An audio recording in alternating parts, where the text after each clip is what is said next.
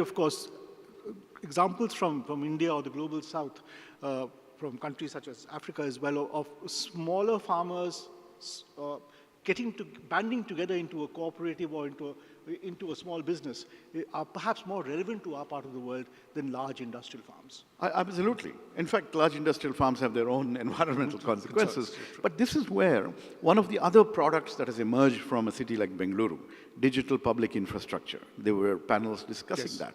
If these can be harnessed to allow farmers and consumers to connect with one another, to geographic indications, all sorts of other unique angles that can be brought to bear, I think you'd change the nature of agriculture. But we lost Dr. Swaminathan recently, one of the fathers of the Green Revolution. He was lamenting that it's become a greed revolution, and we need to replace that with an evergreen revolution. So let's keep that in mind when we think about this theme.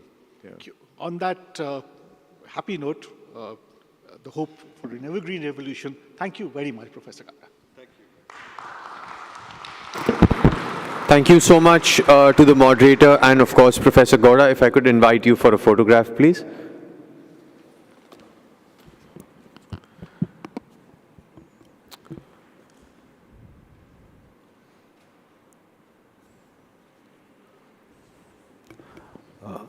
Thank you so much. If I could just request my colleagues to have the stage set up for the next session.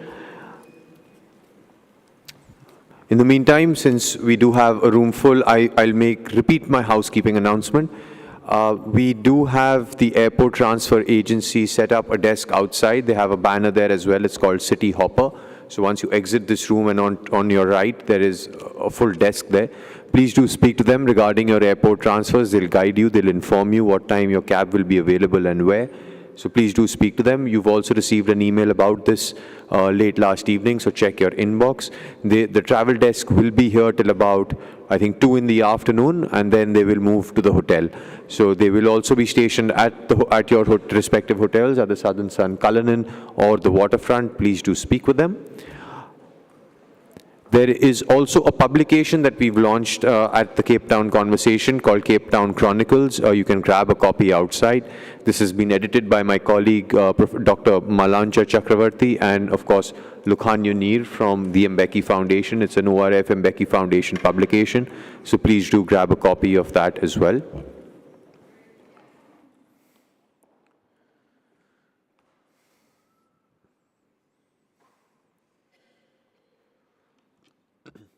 Before we break for lunch, as I informed earlier today, we will have a musical performance.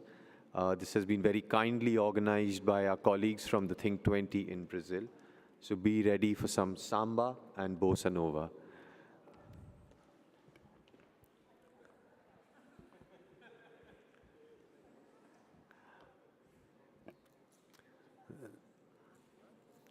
If I could now invite the next panel on stage, Food for All. How can regional cooperation ensure global food security? I think we touched upon some of these aspects earlier today, and the current global conflicts are certainly putting pressures on food security. So this particular topic is fairly important at the moment, and the panel will address this. On the panel, we will have a keynote address by the Minister of Agriculture in South Africa, Thoko Didiza. On the panel will be Kirill Masalov, Senior Research Fellow at the Andrei Melchenko Foundation. They are partners of Cape Town Conversation. We'll have Professor Renato Flores from Brazil. He's director at FGV. Lydia Kostopoulos, founder of Abundance Studio in the US, will be also speaking on the panel. And my colleague from the Thabo Mbeki Foundation, Max, the CEO, will moderate. Max, may I hand it over to you now?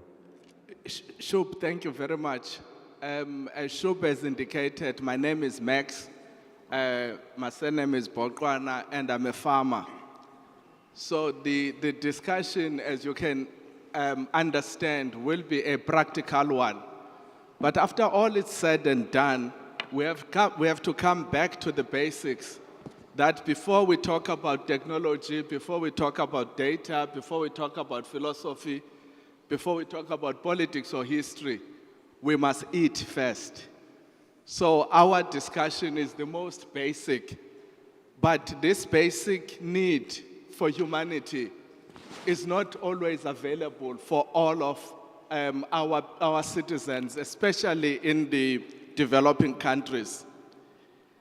This will be much more pronounced in the reports that Kirill will give at this point, indicating the levels of food insecurity, especially in the African continent, which has been exacerbated by the ongoing conflicts, by extreme weather conditions, by the levels of indebtedness, by the backward methods of food production, but lately, the disruption with respect to fertilizer.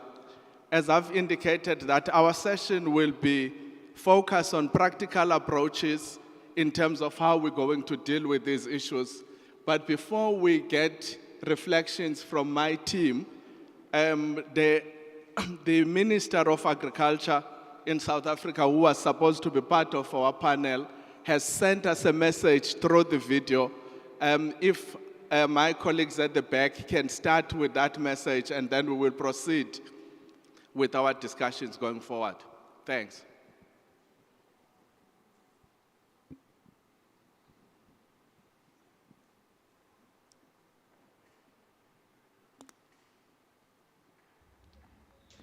Program Director, President Mbeki, our patron of the Thabo Mbeki Foundation, panelists, researchers, honorable guests, ladies and gentlemen, it is an honor and privilege that I have been given an opportunity to make reflections on this important report that has been done, which aims, no doubt, to contribute to the global debate on food security and how we can position our countries to respond better to the shocks that sometimes affect our capacity and capability to fight hunger and thereby poverty.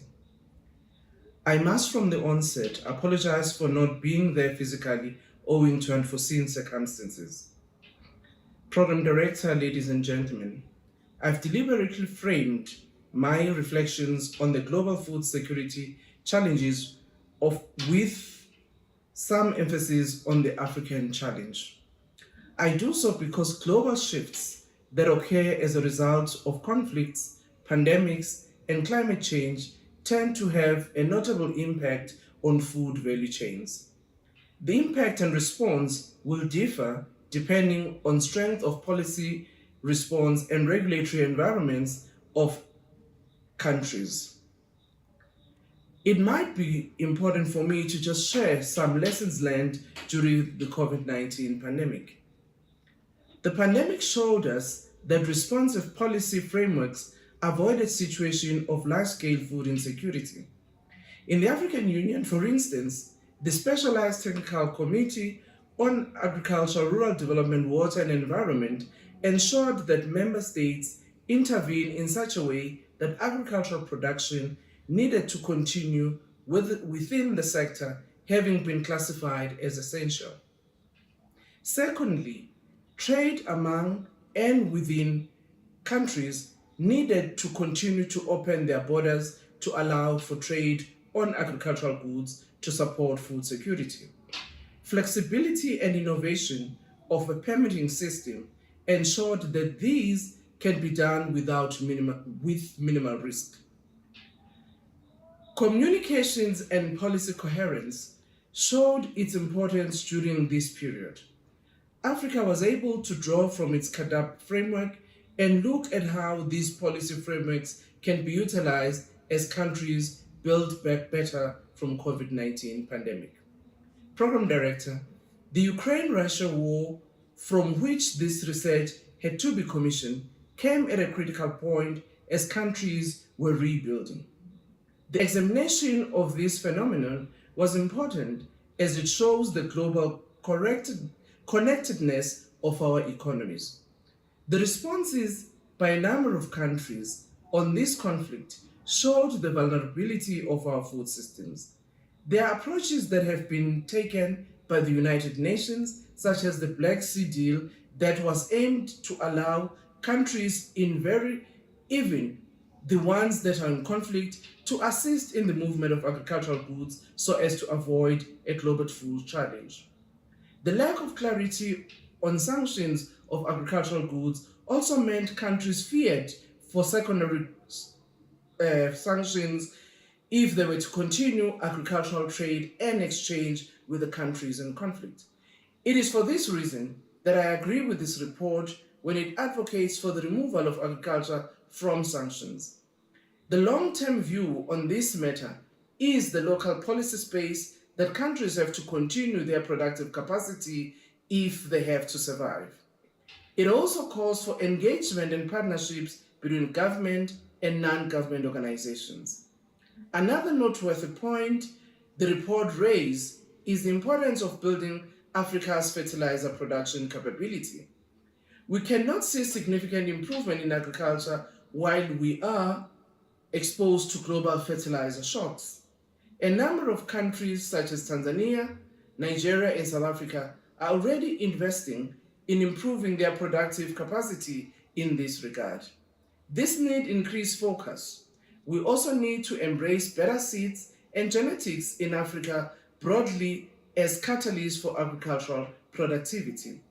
The benefits of better seeds are clear in South Africa's case and in Zambia, where crop yields have improved notably over time, thus being able to improve household food security.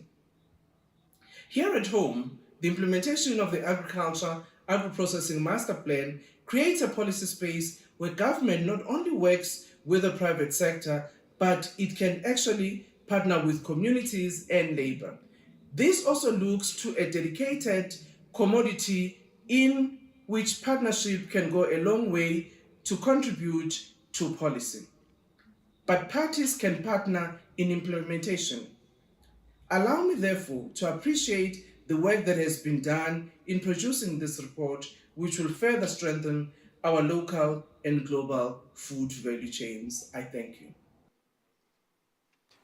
Thank you very much. The report that the minister is talking about, it's a report that was commissioned by the Thabo Mbeki Foundation to seek to understand the extent of food security, in particular in our continent.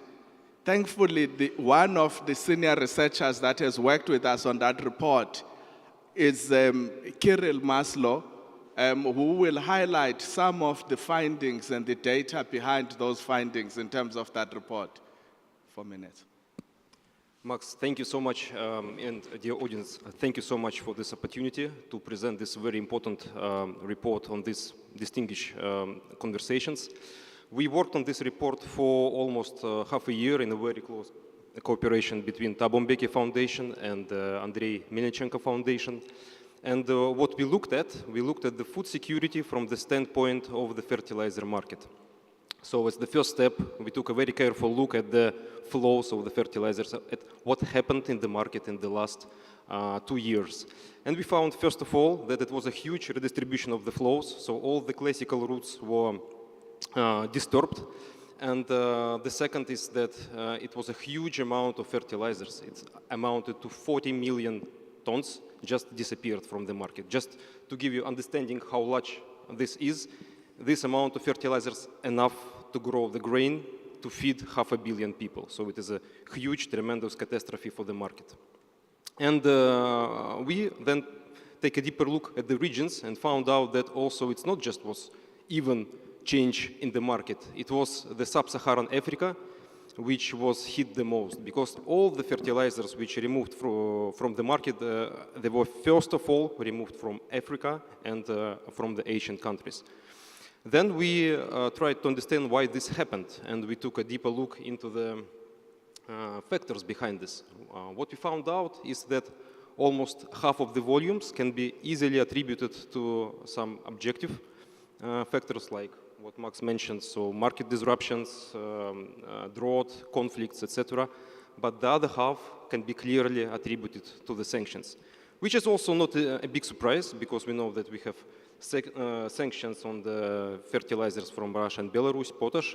But in the same time, what was insightful here, that a huge chunk of this reduction was due to the personal sanctions which were raised on the individuals which were related to the fertilizer industry. And then we asked ourselves why this happened. Why these sanctions, which were meant not to hit any food security in any of the regions, why they hit the most vulnerable countries. And it appeared that there is no clear procedure, that there are no clear formulas or models or whatever to assess the collateral damage from the sanctions. And as a result, this reduction of the fertilizers, it basically, what happened, the farmers which can afford this, so the farmers with a huge margin, the farmers with the access to financing, so this is first of all the farmers from the global north, they managed to get the fertilizers in this deficit, but the vulnerable countries did not manage.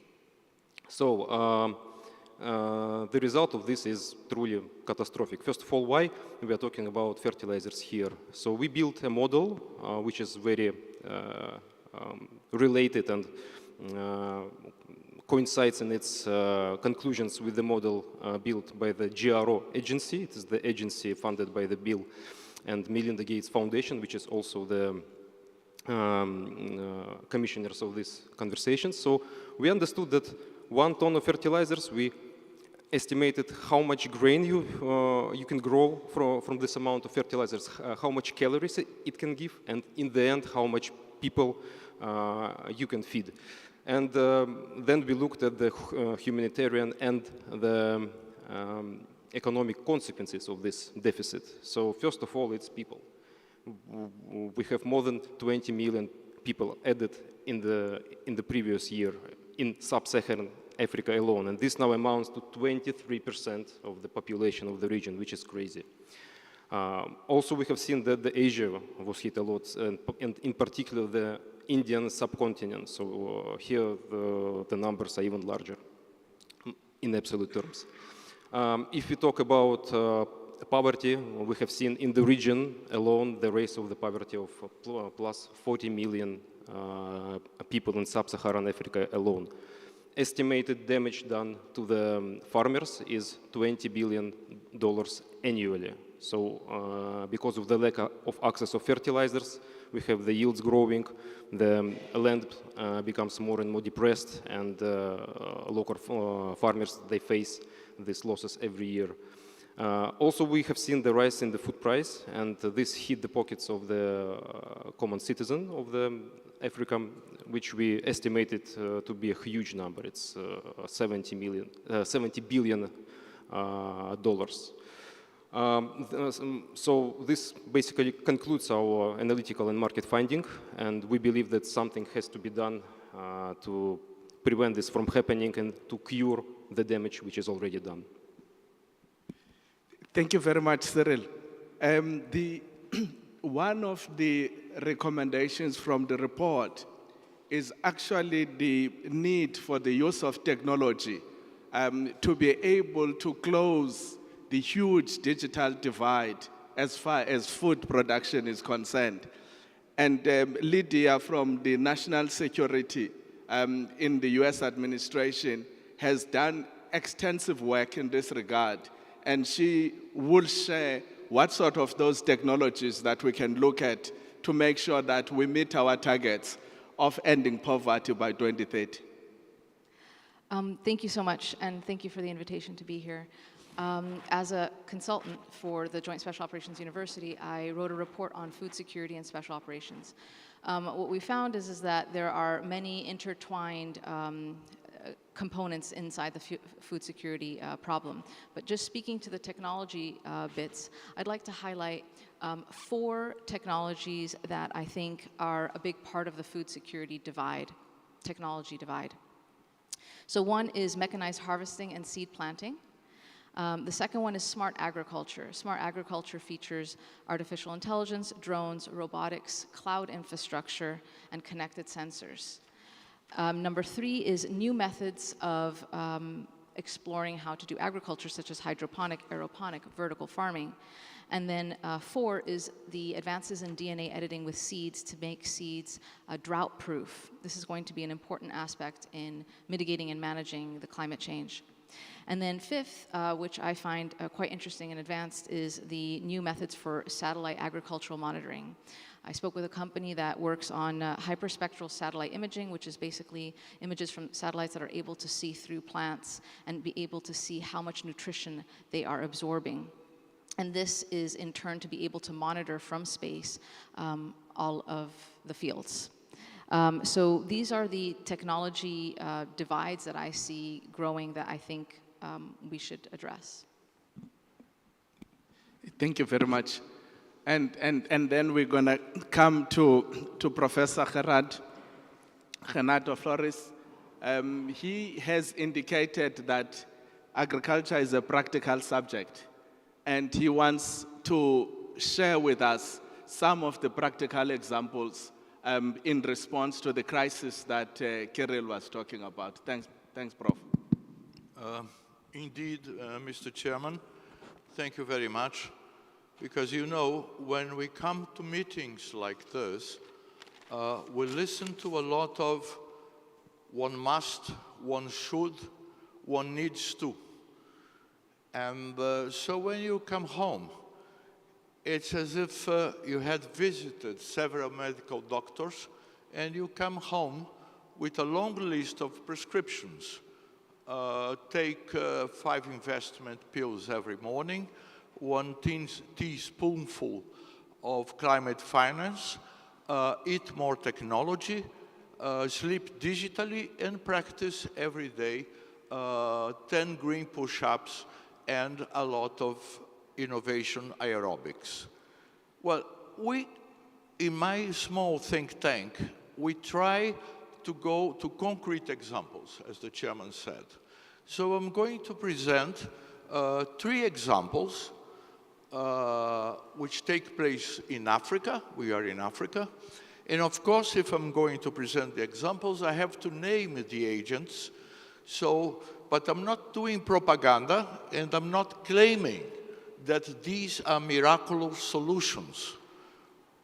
Not even perfect, but only that they go in the right direction. That's my purpose, to try to study and publicize examples that can help us to address the main issue of our session or panel. Well, you know that Africa, you have about at least 100 million people who have no access to food. They are unable to put food on the table. Despite the fact that in the continent you find 60% of unused arable land in the planet. Africa imports 85% of the food it consumes. And among these imports, you find wheat, maize, rice, and soybeans. So the situation must change. Many people studied the causes of this problem. There are a few of them. I'm going to concentrate in one, which is low productivity. African agriculture has very low productivity and also poor use and poor management of the soil and problems with fertilizers. So I move to the examples which address this issue. First example, you know that Morocco is very well endowed in phosphate, which is a key input for fertilizers. Well, OCP, which is the organization which controls the business of phosphate in Morocco, has signed an agreement with the World Bank, and together they are supplying fertilizers and fertilizer technology to West Africa. They hope to improve the technology of 5 million farmers, which is a lot.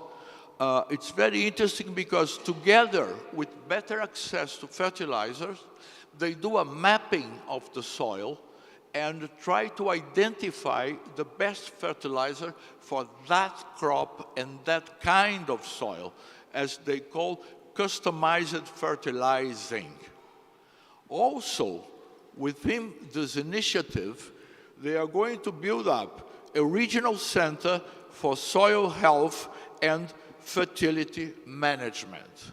So this example is very interesting because it combines the technology with the funds and empowers the local farmers to produce better and acquire knowledge and technology.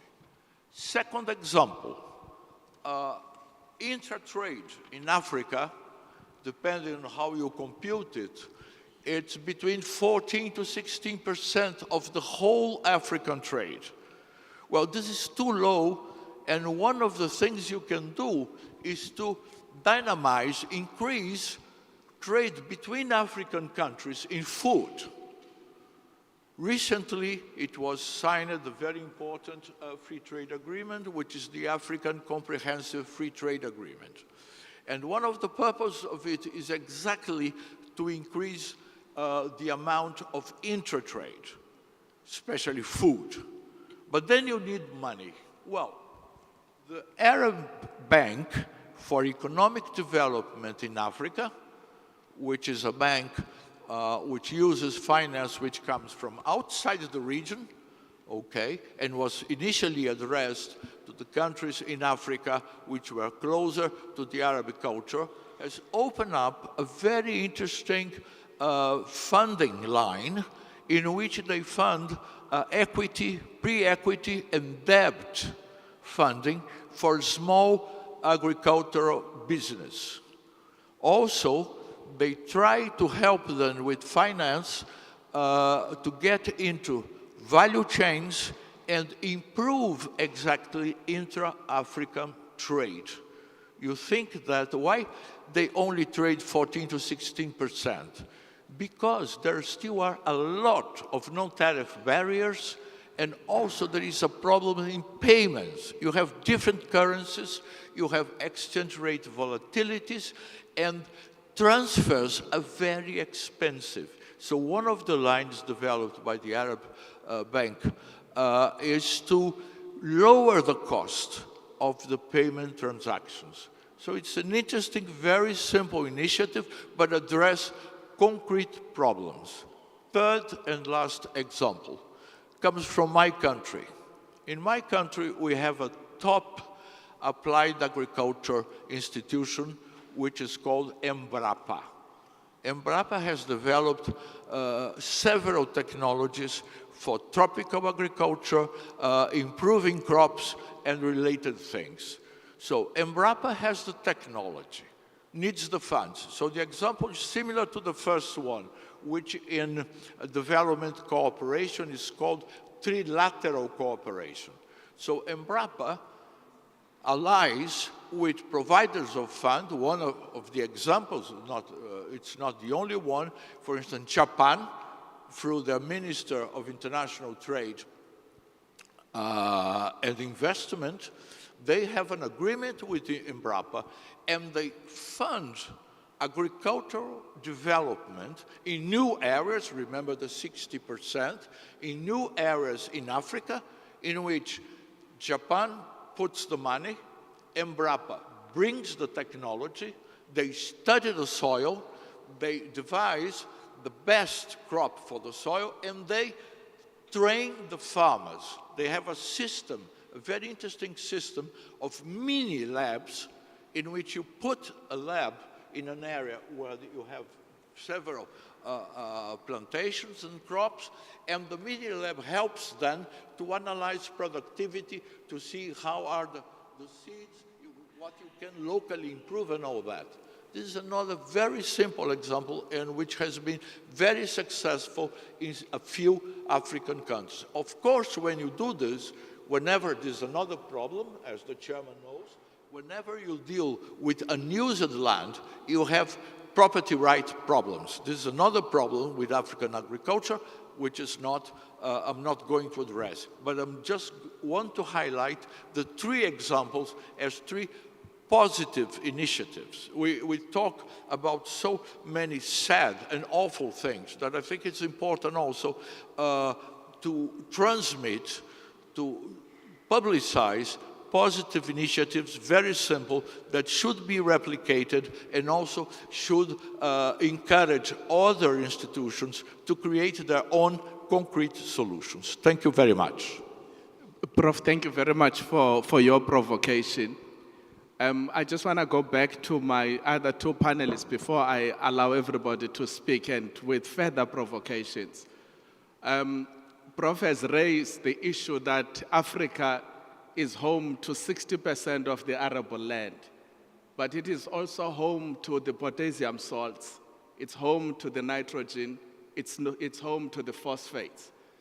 But as we sit here today, the average fertilizer per hectare in Africa is 21% against the world average of 46. But you end up with some of the embarrassing things where you see the queue of leaders from Africa asking President Putin for grain. How then can we make the partnerships work to make sure that we redress what Professor has just spoken about? Max, thank you. I would actually separate my answer into two questions, into two parts here. So the first one is the strategic question.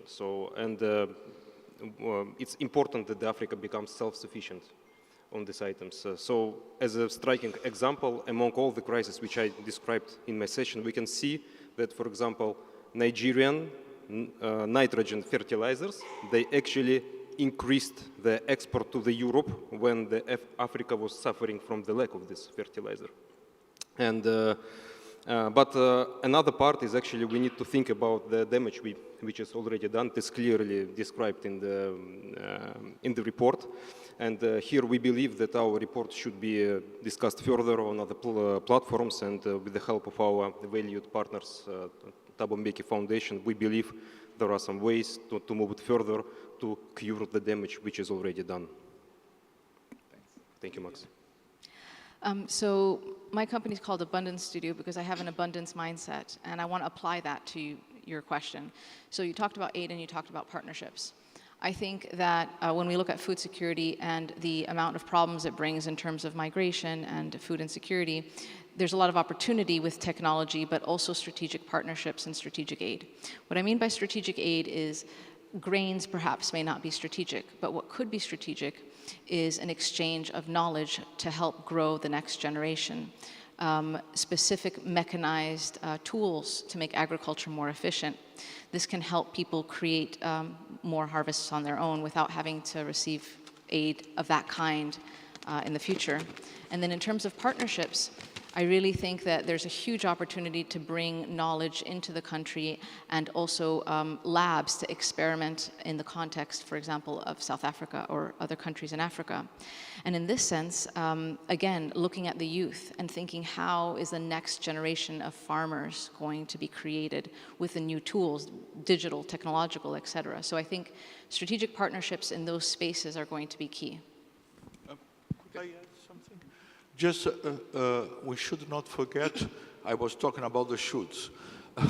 One should not forget that also a few African countries are able to locally produce the fertilizer, provided they have input and a little financial help. In the first example, World Bank and OCP is going to supply also the phosphate, so one of the key inputs for local production of the fertilizer, which is not the whole solution, but also helps to diminish the dependence. Prof, thank you very much. From the audience, is there any one or two intelligent questions that can be posed to my panelists? It's very rare to have an American and a Russian on the podium at the same time. And mediated by a Brazilian. Hi. Yes. Hi, my name is Amina Bajwa, and I'm from Pakistan, and I work in agriculture, design projects for the government. My question to the panel is that we've talked about fertilizer, and we also realize that fertilizer reduces or degrades the soil health. In your view, what is the potential for organic fertilizer, if any, at a mass scale? And secondly, your thoughts on regenerative or sustainable agriculture. Thanks. Thank you very much. Yes. So for the first question, for the organic fertilizers, so basically there is an estimation done by the UN which says that if all the world forgets the mineral fertilizers, abandon them at all, the half of the population of the world will not be fed. So it definitely should be developed. So there should be steps taken into improving the application of the organic fertilizers. But in the near, the midterm, there is no alternative to the mineral fertilizers. Prof, I would like you to respond to that question as well, but let's take the second question.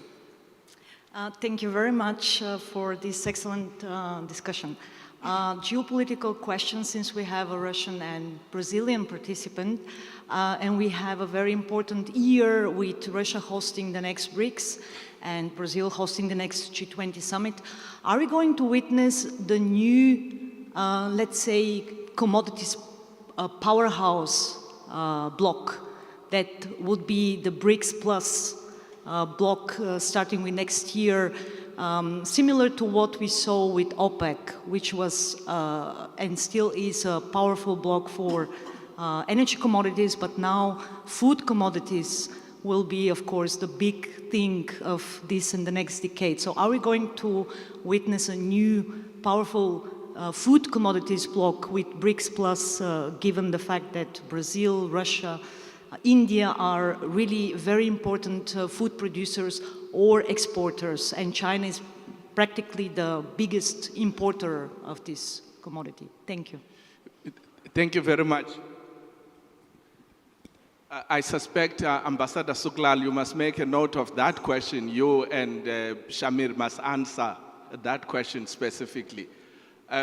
But Prof, just to add another thing on the question, part of the issues raised in the report is the fact that the sanctions jurisprudence excludes generally the humanitarian support and food and agricultural inputs. And part of what has happened around this Ukraine war is that, unfortunately, the food inputs and even some of the humanitarian support is also part of the sanctions regime.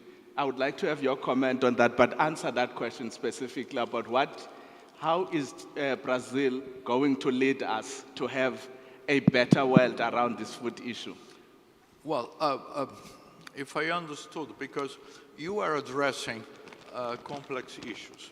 So I'll say a few words about Brazil, and then I will address very quickly the question of the sanctions. Well, Brazil has a unique agricultural model. It's very specific, and of course, it's the outcome of our resources, the development of our technology, and our capabilities. We don't want, Brazil is very careful with this, we don't want to reproduce our model. We don't try to do this. The examples I mentioned, and the third one, are examples we are worried, we appreciate, we like, we endeavor, we have an endeavor to transfer knowledge. The model is another thing, because we have, for some crops, for instance, for soybean, it's true we are a powerhouse, but it's a model which, as any model, has a good side and has a less good side, but it's a model that works. But we don't want to transfer, we don't impose, we don't suggest models. I think what's important in our discussion is to transfer, and this is related to technology, as she said, is to transfer knowledge, so that a farmer in Ghana develops his solution. but he has the capacity to do this. Another in Nigeria will develop another solution, and in South Africa, you have another solution. So Brazil is very careful with this. We don't want to lead, we don't want to impose models, but we are happy, we think it's, we are obliged to transfer knowledge for humanitarian and for the good of mankind. Regarding sanctions, I think you are opening not a window, you are opening a very large door. Well, I personally, I still work, I work in trade also, I'm against sanctions. I think sanctions do not work, mainly, and in the end, as my old grandmother would say, in the end, the one who suffers is the poor, is the people.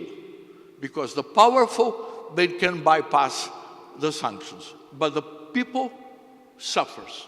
So my point, but this is, I have an argument, this is a long argument, I am against sanctions, with the exception of a few well-targeted things. I think sanctions do not work, and I think also sanctions are unfair. I don't think sanctions are fair. And many of the nowadays sanctions, they break international law. This is another thing. They are illegal. So sanctions is a problem. But as you said, well, fertilizers, they are humanitarian aid.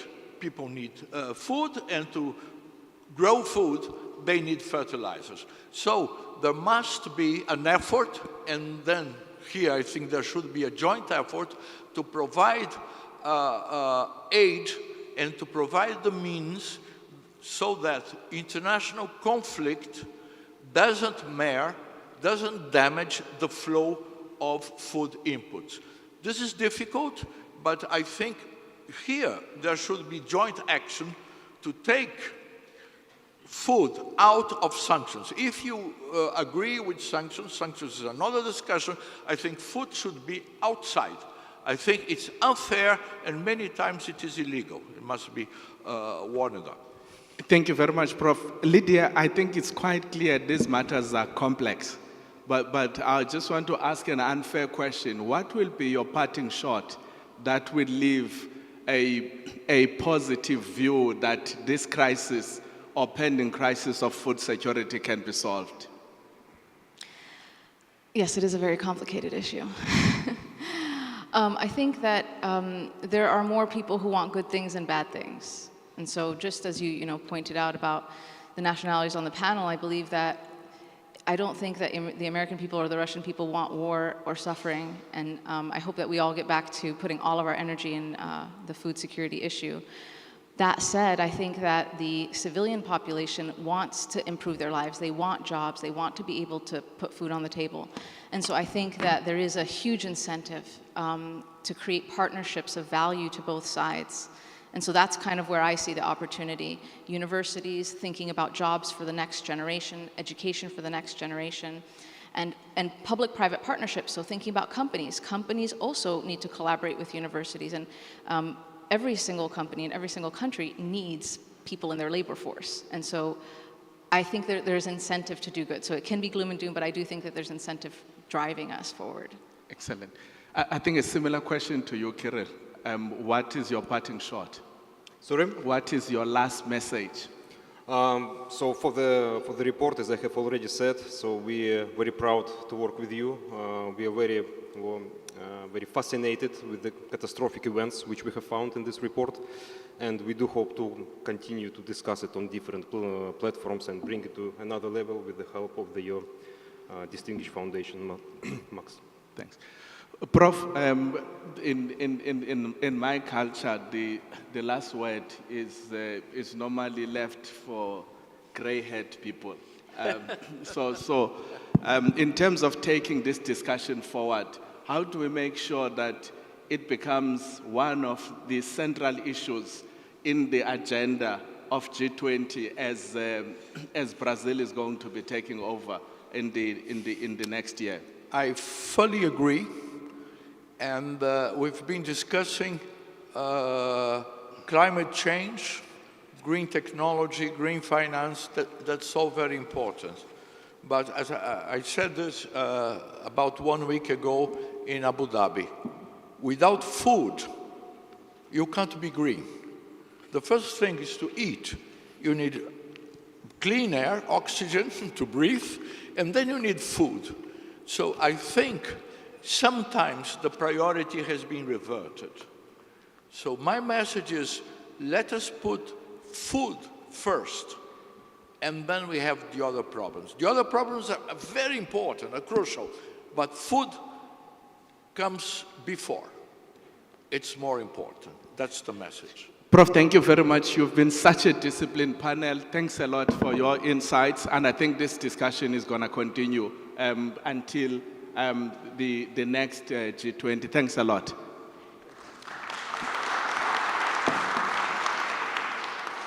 Thank you, Max, and thank you to all the panelists. If I could invite you for a photograph, and if I could request my team to have the stage ready for the next session, please.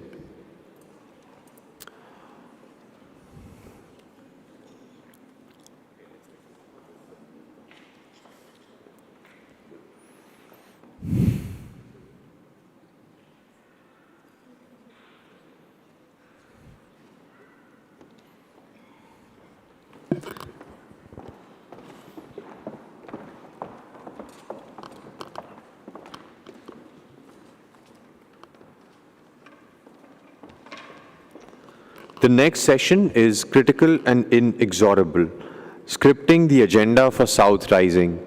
On the panel, we will have Ambassador Suklal, the BRICS Sherpa and Ambassador at Large for Asia and BRICS from the Government of South Africa, in conversation with Dr. Samir Saran, President of ORF and the Chair of Think 20 India Secretariat and a member of Think 20 India's core group.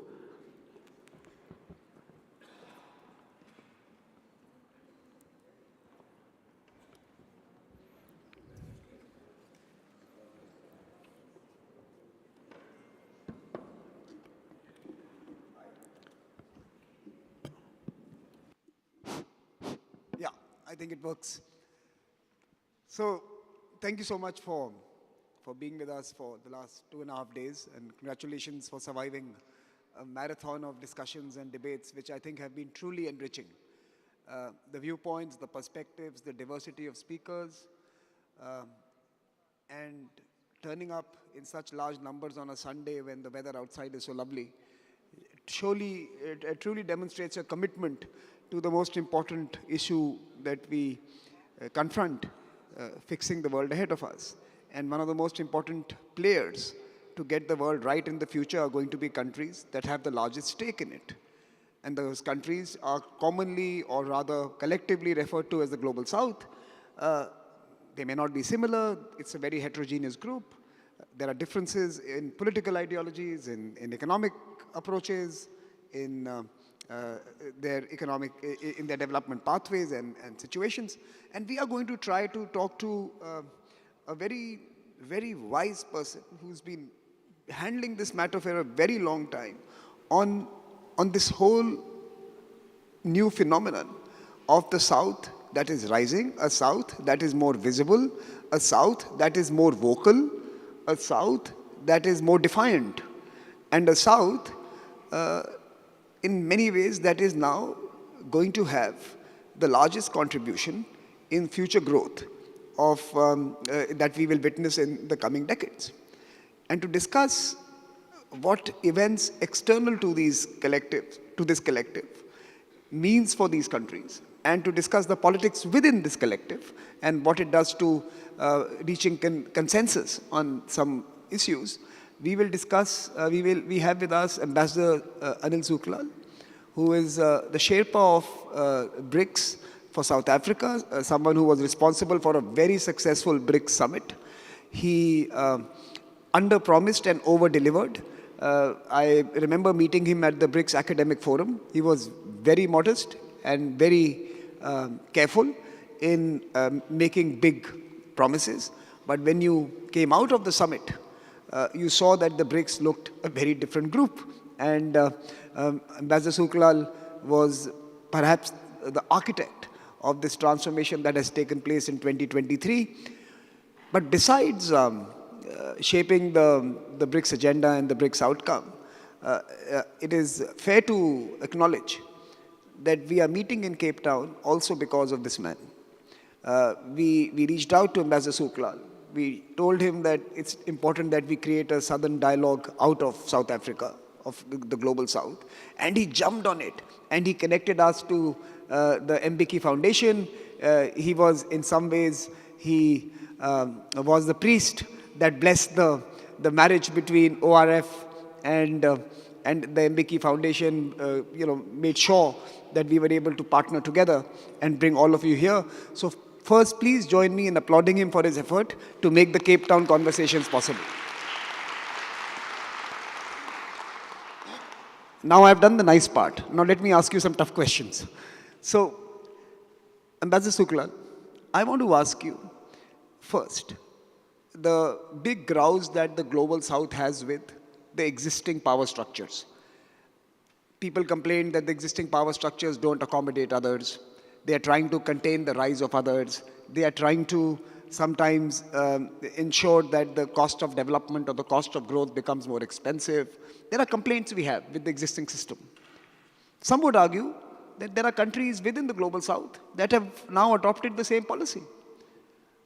What are we supposed to do? I mean, within the BRICS itself, for example, you would have, BRICS was created to challenge the hegemony of the North or of the West.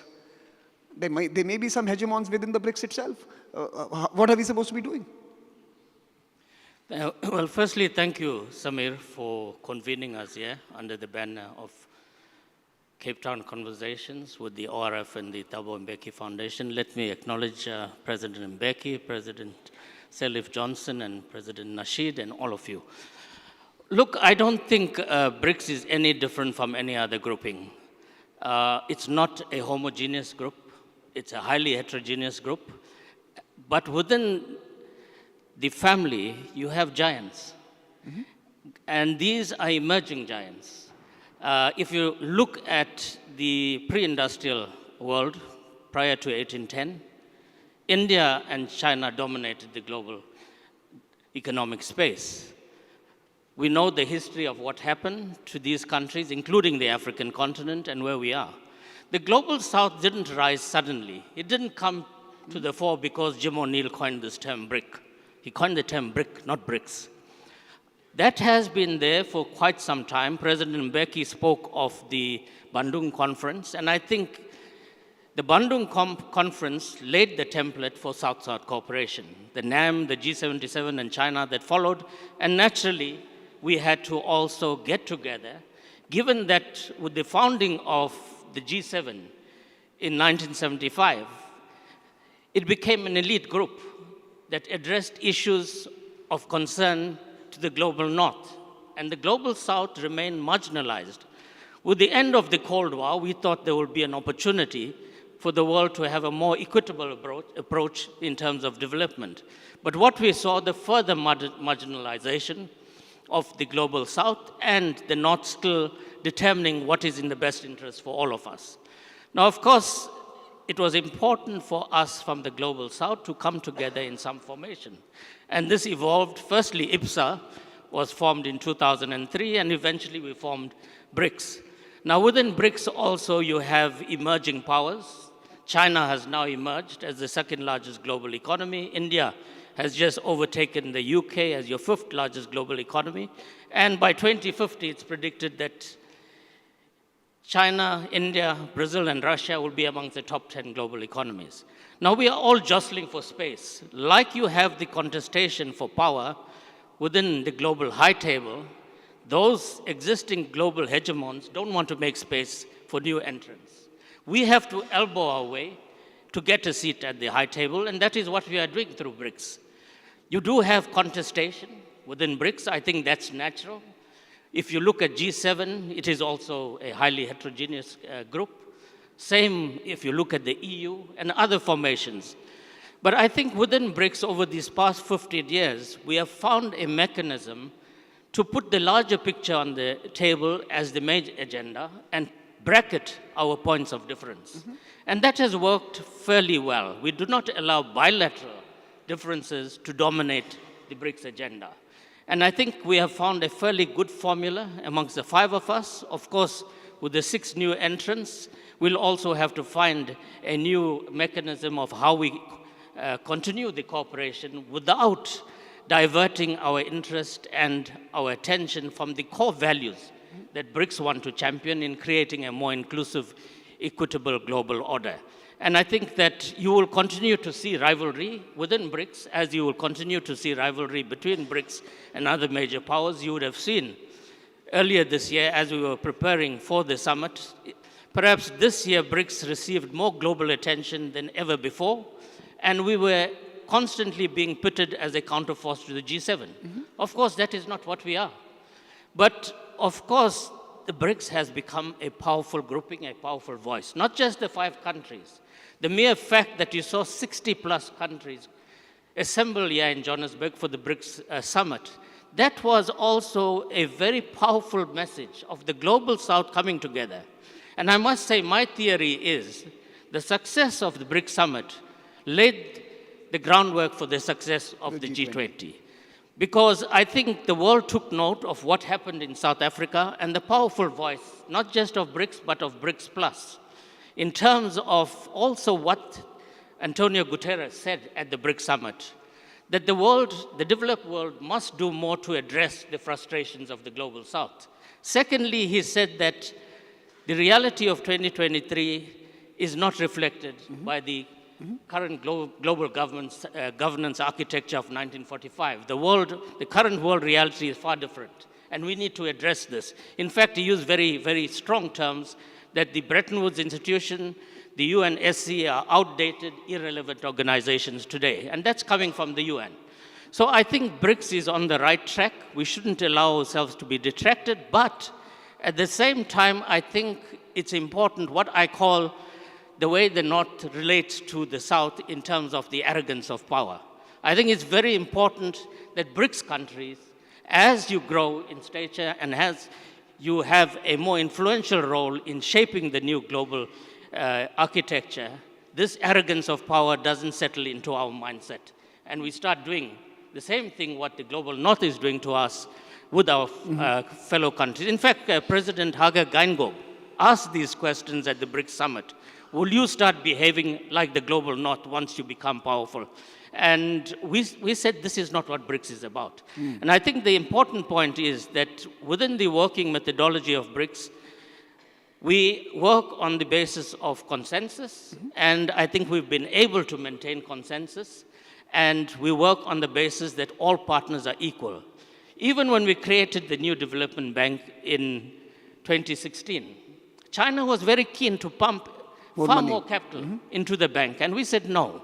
We want each country to have the same equity, to have the same financial input in terms of the capital injection in founding this bank, because if one country puts in more, at some stage they're going to come and say they want more say and more influence. So I think we've been able to maintain this balance, and I think that's because we realize there's a larger picture that we have to address collectively. We can't do it no matter how powerful China is or India is or the African continent as a whole. We need to work in tandem with each other. We are not in competition with the global North. We want to work with the global North. And I think you've already seen overtures being made from countries from the global North wanting to have a dialogue. The other important point I made is that I'm glad that the G20 summit succeeded. Having been a former G20 Sherpa, the danger was we have paralyzed our multilateral institutions because of the global divide. The danger was that this organization, if that becomes paralyzed, I think we are in a dangerous space. So it was very important for this G20 summit in India to succeed, because the G20 can be an important bridge between the North and the South. You have the G7 members, and now with the addition of Argentina and Saudi Arabia, you'll have 7 developing countries in the G20, BRICS countries, with the African Union being there. There's a more equal weightage within the G20 to shape the G20 in the manner that we would like to see it move. South Rising has an implication of institutions that the South is building, like the BRICS, and South Rising also means how South is shaping agendas of existing organizations such as the G20. You avoided my question. How can BRICS demand reform of multilateralism when China and Russia don't want a reform of the UNSC? Well, that's the point I made earlier on. If you look at the declaration of BRICS Summit over the past 15 years, we've had static language around UNSC reform. In fact, it was only at this summit that we had new language. And I think I was asked this question, do you think there'll be reform of the UNSC? And what are the impediments to reform? Some of our own partners are blocking reform. And that's, I think, a great challenge for us. Because we need to start amongst ourselves, and we need to agree amongst ourselves that when we speak of reform, it's reform across the board, not selective reform. And that's part of the challenge we have internally, and that's something that as South Africa, as Brazil and India, we have been challenging our two P5 partners that you need to come to the table and you need to open up space. And I think that pressure must be kept within BRICS as well as with the larger global community. Ambassador Suklal, there are a number of events in the last 3 years or 4 years that have made the Global South more important for many of us. It has existed forever. It's only in the recent years that its salience has increased. So let me ask you a few questions on what certain events have done to countries in the South. Let's start with the Ukraine conflict. If you are sitting in Europe, it is about country A violating the territorial integrity of country B, Russia violating the territorial integrity of Ukraine. And it's a very simple equation which requires a very simple response. For people in the Global South, what does this conflict really mean? So when you're sitting in Africa, what are the implications of this conflict for you? What are your concerns that decide how you vote at the UN or who you sanction or who you side with? What are the drivers of decision-making here? Well, I think if you look at the Ukraine crisis, and I think as BRICS we issued a joint statement based on past declarations that we uphold the integrity and territorial sovereignty of all countries. That came out very clearly, with Russia being part of that statement that we issued. And of course, each of us had our national positions. But coming specifically to what it's done to the developing world, and especially Africa, you have the triple F, your fuel, fertilizer, and food shortage.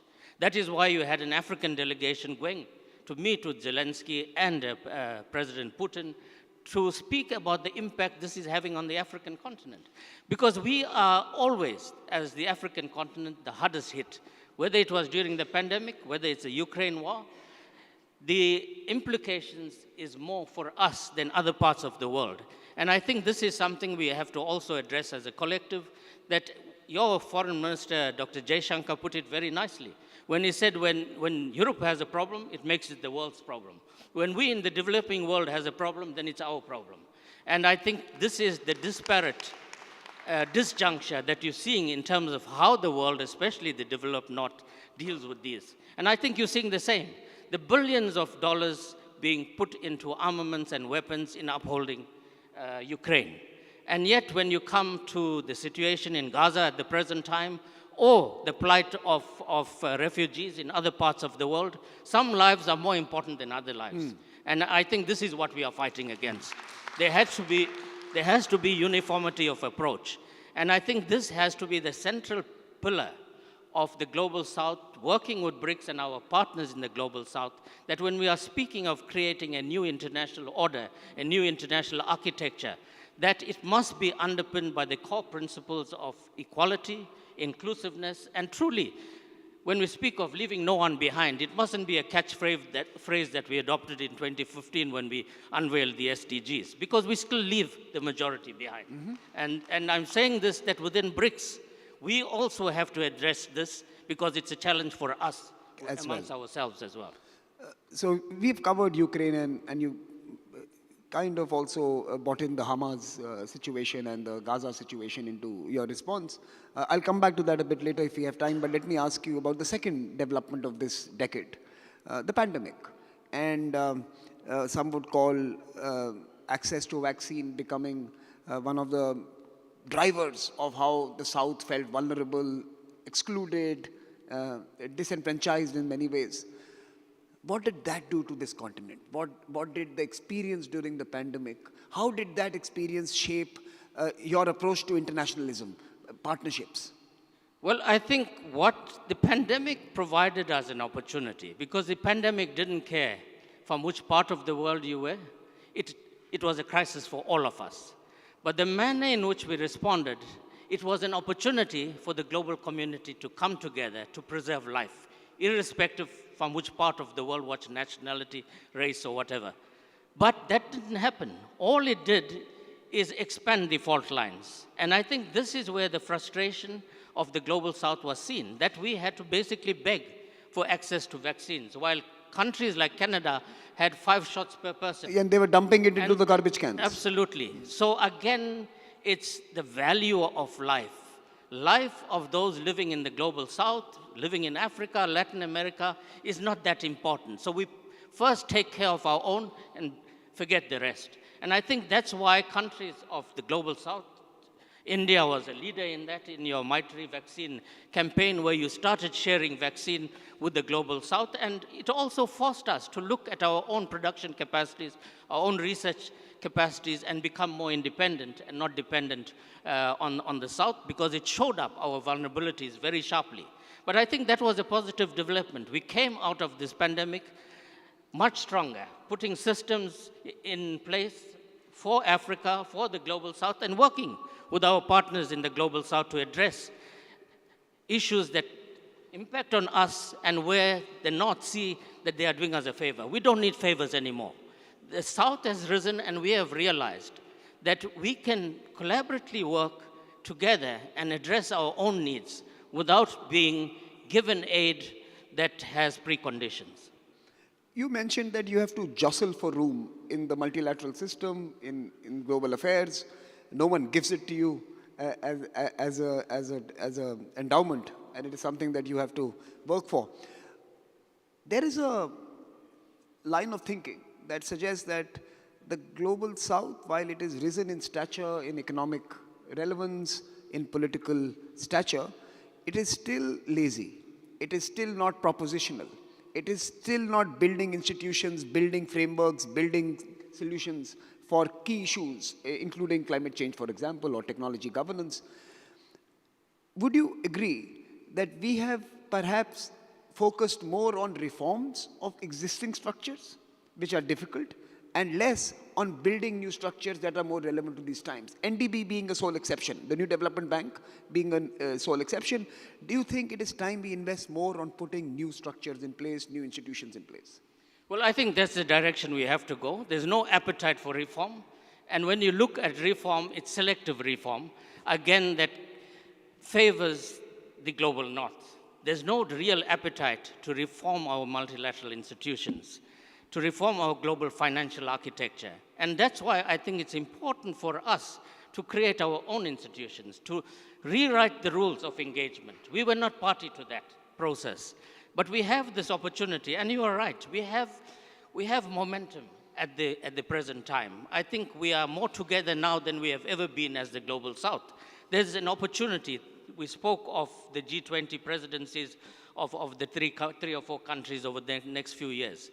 But it's how we take this moment and what we do with it that is important. We will constantly have differences amongst ourselves, but we have to act in concert for the better interest of all of our people and our countries. It's not going to be given to us by the Global North. In fact, what we are seeing is more pulling back and guarding terrain, and that's not great. You know, I'm very often reminded of our own South African situation. When you had the apartheid government in power, they didn't want to give up power. They never gave it up voluntarily. So why would the current global hegemons just hand over power? They're not going to do it. We'll have to keep pressurizing, and we have to become leaders in this process of recrafting an international order where we are leading the process. And we have the capacity, we have the numbers, because, you know, the former foreign minister of Maldives, last year he delivered a lecture at the UN on the small island states. He made a very profound statement. He said, we are small, but we are not powerless. We are small and we are powerful. And this is what we are seeing about the Global South. The Global South of 1955 and the Global South of today is vastly different. We must recognize that we have all of the ingredients to take the lead in reshaping this global architecture. And we must do that in concert. You can't do it with the entire Global South. As Minister Pandor also mentioned yesterday, within Africa, Africa started rising as a result of President Mbeki, Bouteflika, and Obasanjo going to the G8 at the Okinawa summit in 2000 and speaking of Africa's development. That's how NEPAD was birthed. But of course, President Mbeki has better knowledge of that because he was at the forefront of that. I'm saying that BRICS is a catalyst. BRICS is a catalyst that has brought us together, and now you have BRICS Plus. We are a far more powerful grouping. Plus, you have this associate relationship with the larger Global South. So, Ambassador Shukla, the two of us on this stage are folks who have engaged with BRICS since 2008, 2009. So we have grown old watching BRICS take off. Now here is a question to you. You mentioned recrafting the international order. Do you think with the addition of these new members, and I'm now referring to a question in the previous panel, do you think with the addition of these members, it is time to think of building a IEA or an energy research center that looks at the needs, pricing, price points, accessibility and affordability of energy for the Global South? Is it time to focus on building an energy institution for the future with the largest producers and consumers within the group itself? Is it time to think of recasting how energy is treated, and new energy as well, by the way, the green transitions, the biofuels? You look at the energy and it's available within this group. So is it time? So that's one question. The second, of course, commodities, food commodities, minerals, deposits. Is it time now to build the new NDBs in different sectors, to create the energy centers, to create the commodity centers, to create the food alliance, maybe the Food for All alliance, that ensures that no one dies of starvation when there is grain rotting in godowns in different parts of the world? Well, I think it's important we start creating our own institutions. The NDB is an example that it can work. I recall when we took the decision in 2013 in Durban to create our own MDB, there was a great deal of skepticism, including, especially from the North, that this structure will not work. We have shown that it worked. You saw during the pandemic, we had opportunity to go to the NDB to seek assistance in addressing the challenges of the pandemic and the post-pandemic economic recovery, where all of us benefited from that. But I think we need to create our own institutions. And within BRICS, we have the BRICS Energy Research Platform. That is quite active. In fact, they will now at COP28 next week release the Justice Transition Report of BRICS at COP28. So you have an architecture already in existence. With the addition of the new members, BRICS countries will be responsible for 45% of global oil reserves. Now that's vast. It gives us greater muscle in terms of the energy sector, at the same time also addressing the issue of just transition and green energy. So we already have the BRICS ministerial track on energy, and you have the research platform. So I think we need to build on that and look at creating more of our own institutions and structures that cater to our needs, and not be totally dependent on structures that have been created for a specific group of countries. And what about food security and food for all? Well, the point was made earlier on of Africa and the potential of Africa as 60% of arable land. And I think we need to harness the potential of Africa in partnership with our BRICS friends. And that is why whenever BRICS took place in Africa, when we were in the chair, as South Africa, we always included the African agenda. And that was very, very much a sharp focus of the 15 BRICS Summit. And I think there is an appreciation for the partnership. But what we also said to our BRICS partners, because all of them, from China with FOCAC, from India with IAFS, Brazil and the Latin America Africa Forum, Russia Africa Forum, that do not use Africa as a competition ground. Work with us in tandem, because there's enough space for all of us to collectively address Africa's developmental challenges. We have the blueprint there, the NEPAD. We also have the African Continental Free Trade Agreement that came into sharp focus during discussion with our BRICS partners and African leaders during the summit. So we have to create space to address our own challenges and find solutions by ourselves, and not think that solutions will come from outside. So before we conclude this fascinating conversation, let me ask you something that I have tried to ask a few other wise people around the world. I asked my foreign minister, you mentioned Dr. Jaishankar, I asked my foreign minister, what is Global South? How do you define Global South? I think his response was, if you are Global South, you know it. That was his reply. Let me ask you that. In your mind, what is Global South? Let me, you know, I was in Berlin for a roundtable a few years back. And during the interactive session, a gentleman got up and asked me, why did you have to go and create BRICS? I told him, you tell me why you created G7, then I'll answer that. Now, we are constantly, since Friday, I've heard this come up several times, and this year I've participated in many, many conferences where I'm asked about this, what is Global South? Why don't we ask what is Global North? We take it for granted that we all understand what Global North is, but yet we constantly want to interrogate to define the South. To define the South. And I think that's a distraction we shouldn't get involved in. I think Dr. Jaishankar is correct. We all know what we speak of when we speak of the Global South. Let us not take our eye off the ball and remain focused and work together in tandem in order to create the architecture we want and lead that process. So if you are South, you know it. Okay, final question. Since you are the co-architect of this effort that the Mbeki Foundation and ORF have put together, your reflections on the last 2 days, you know, let me just tell all of you here in this room, only 2 gentlemen have watched every session of this conference, President Mbeki himself and Ambassador Suklal. So let me ask Ambassador Suklal, how, you know, as we close this day, and we'll just come to the valedictory address by the President himself, but as we close, your reflections on this conference and your expectations for next year, your ambitions for next year. Well, you know, Samir, I think you're giving me too much credit. I couldn't stay away from any session. I would be in trouble with President Mbeki.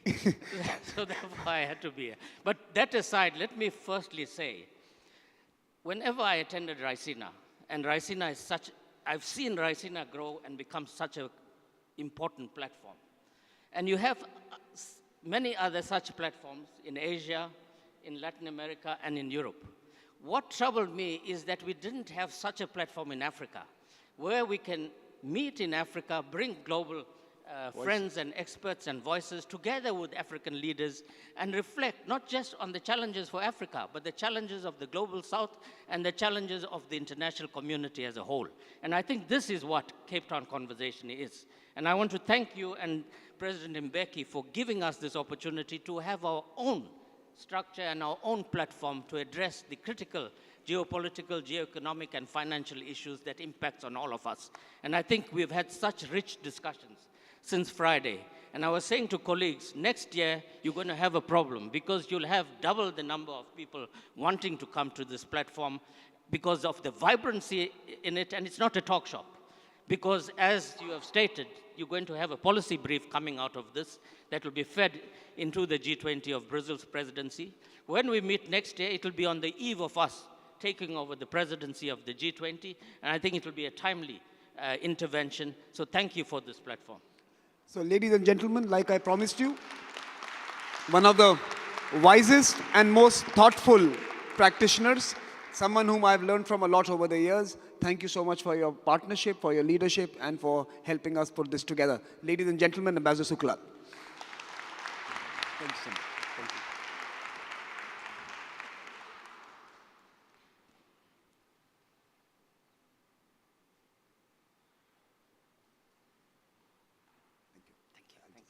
And with that, it gives me immense pleasure and it's an honor to invite President Thabo Mbeki, someone who's been responsible for this happening, for these conversations, for all of us coming together, to come and share with us his reflections as a valedictory address. Like I mentioned, he has watched every session, and we look forward to your reflections, President.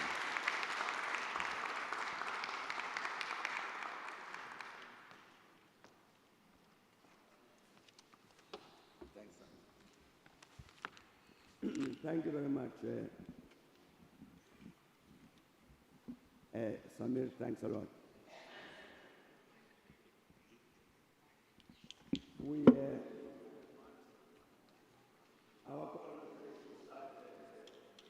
Is it working? Not working. Okay. Our conversation started on Friday evening.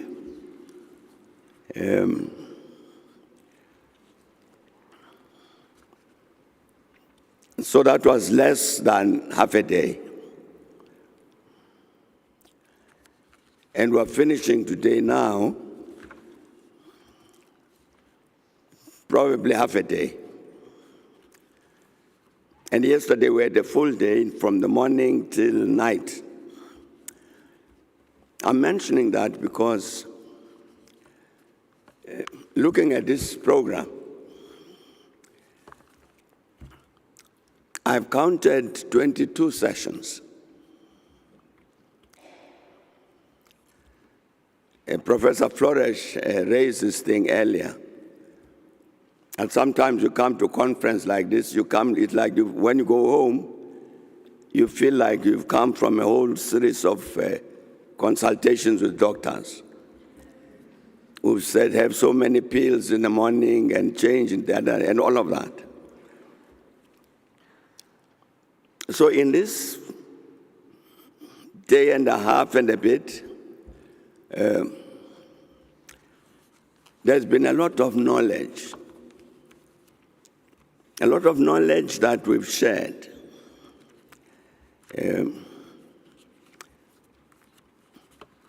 I think the topics we've covered, I'm saying 22 different topics. Very talented people, very knowledgeable about each of the topics who've spoken. I really want to say thanks to everybody for their contributions. In a sense, it gets overwhelming. All these prescriptions and directives from the doctors, do this, do that, don't do the other. And I think one of the issues that arises is in terms of this very, very rich conversation, where does the conversation end up? What does it do? The question must arise. Because all of the important questions that are discussed during these 22 sessions are very, very important and very relevant to these questions about where does the Global South stand on whatever the issue, what inputs does the Global South want to make into the G20 processes, and so on.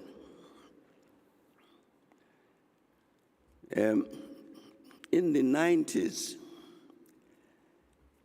as part of the process of answering this question about what does the Global South do to advance its interests, in the 90s, the process which was led by, among others, the late Julius Nyerere, a very, very well-known African patriot,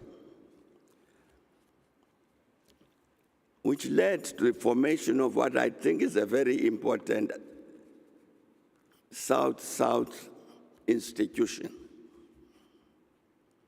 I'm talking about the South Center, which is placed in Geneva. As a think tank of the countries of the South.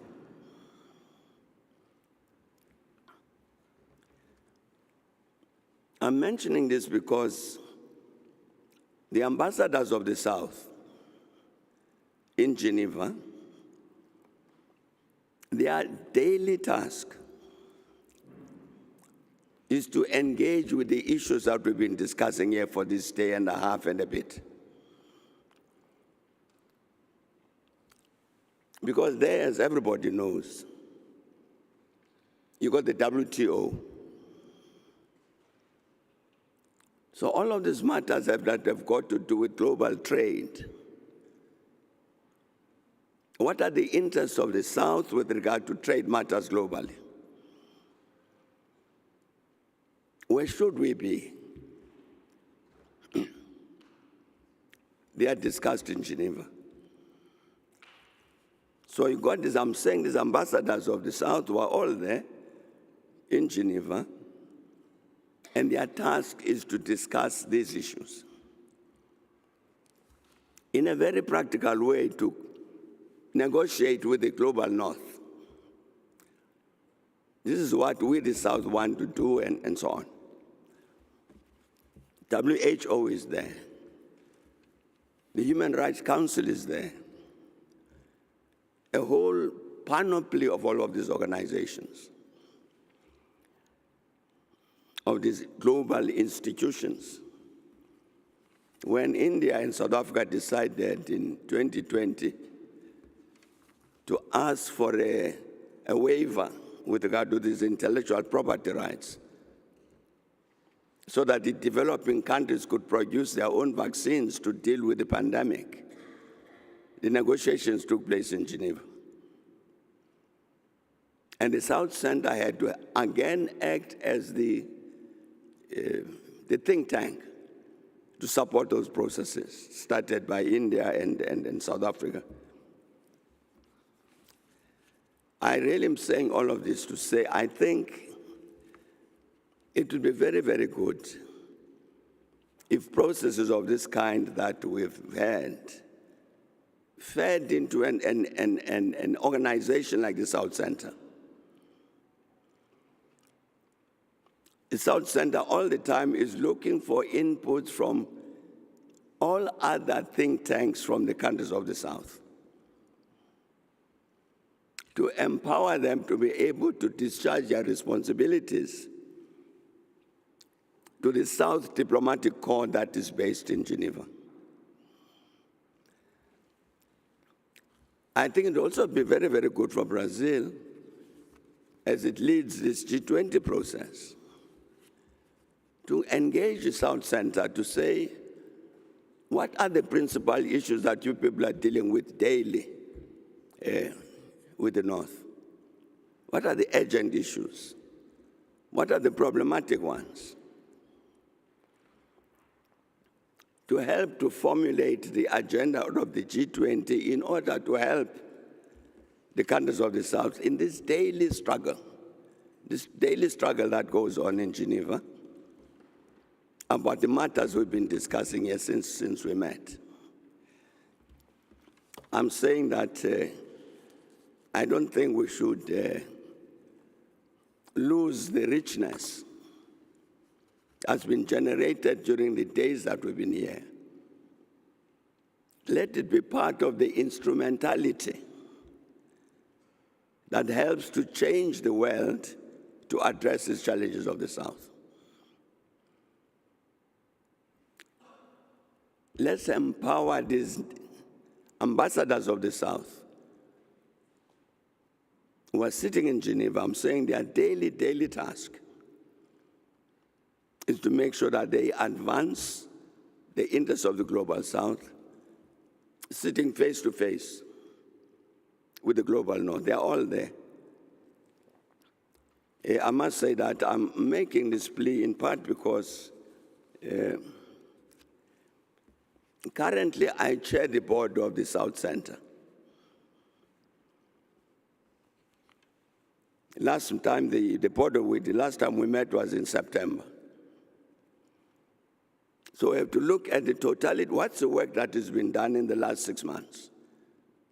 What are the issues that have been negotiated in Geneva? What have been the positions of the South? Have they advanced the interests of the South?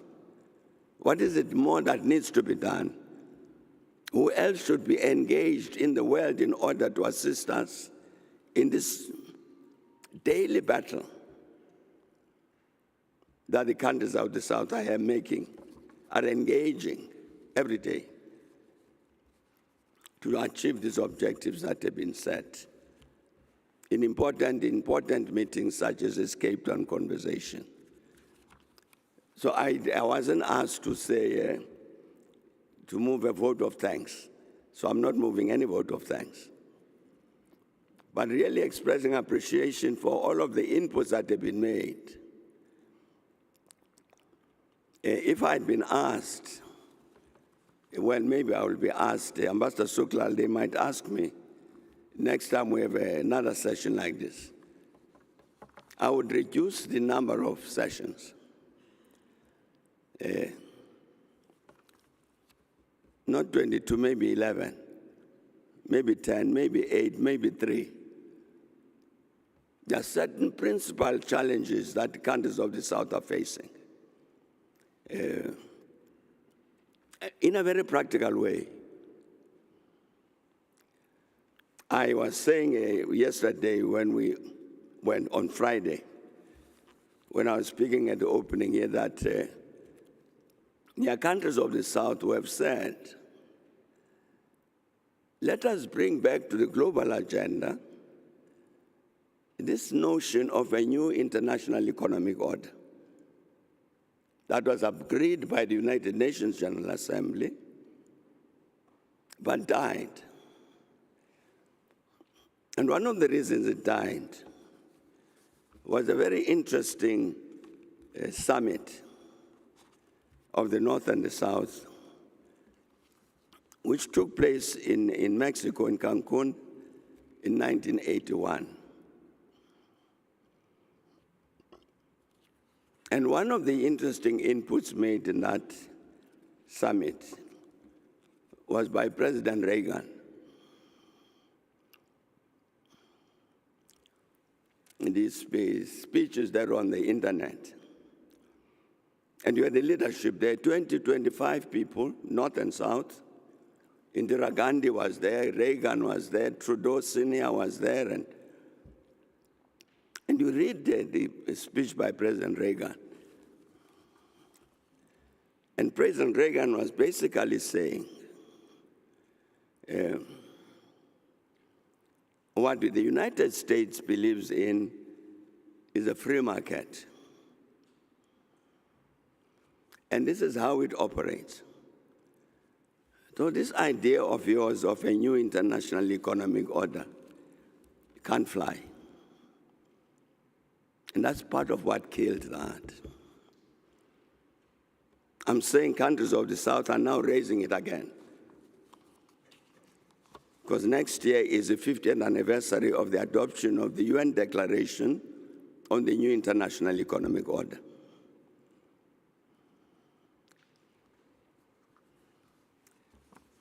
Does it make sense to say, let's raise that question? Because it's a radical proposition. The global economy continues to try to function in a particular way,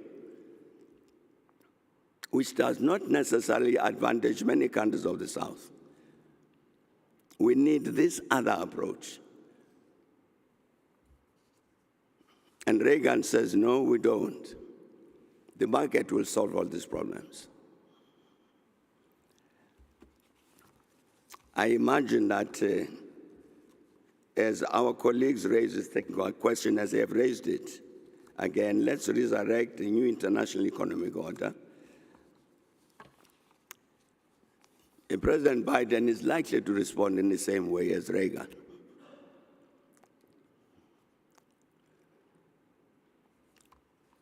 We need to discuss that as the countries of the South. If we go that route, the last thing point I'd like to make is,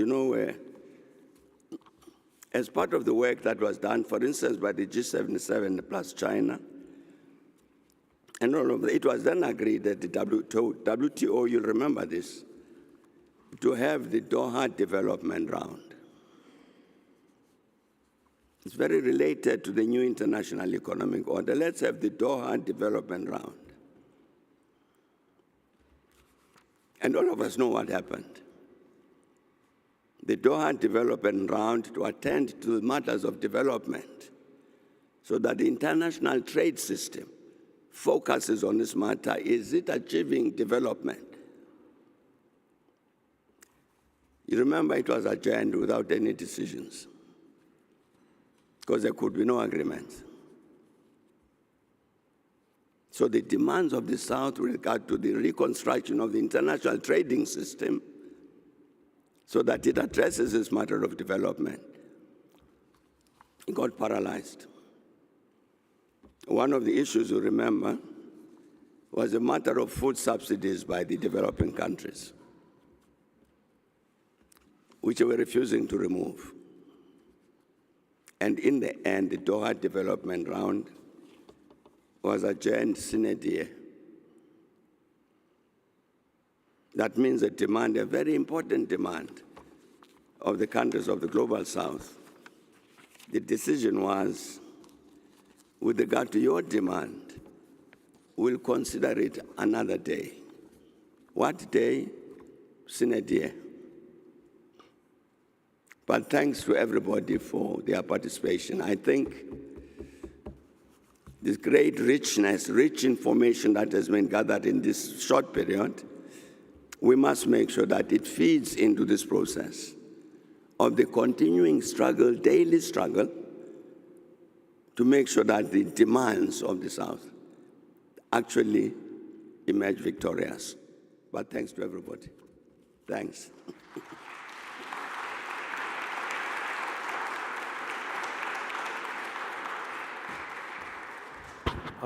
Thank you, President. May I now invite Max from the Thabo Mbeki Foundation, he's the CEO, to deliver a short vote of thanks.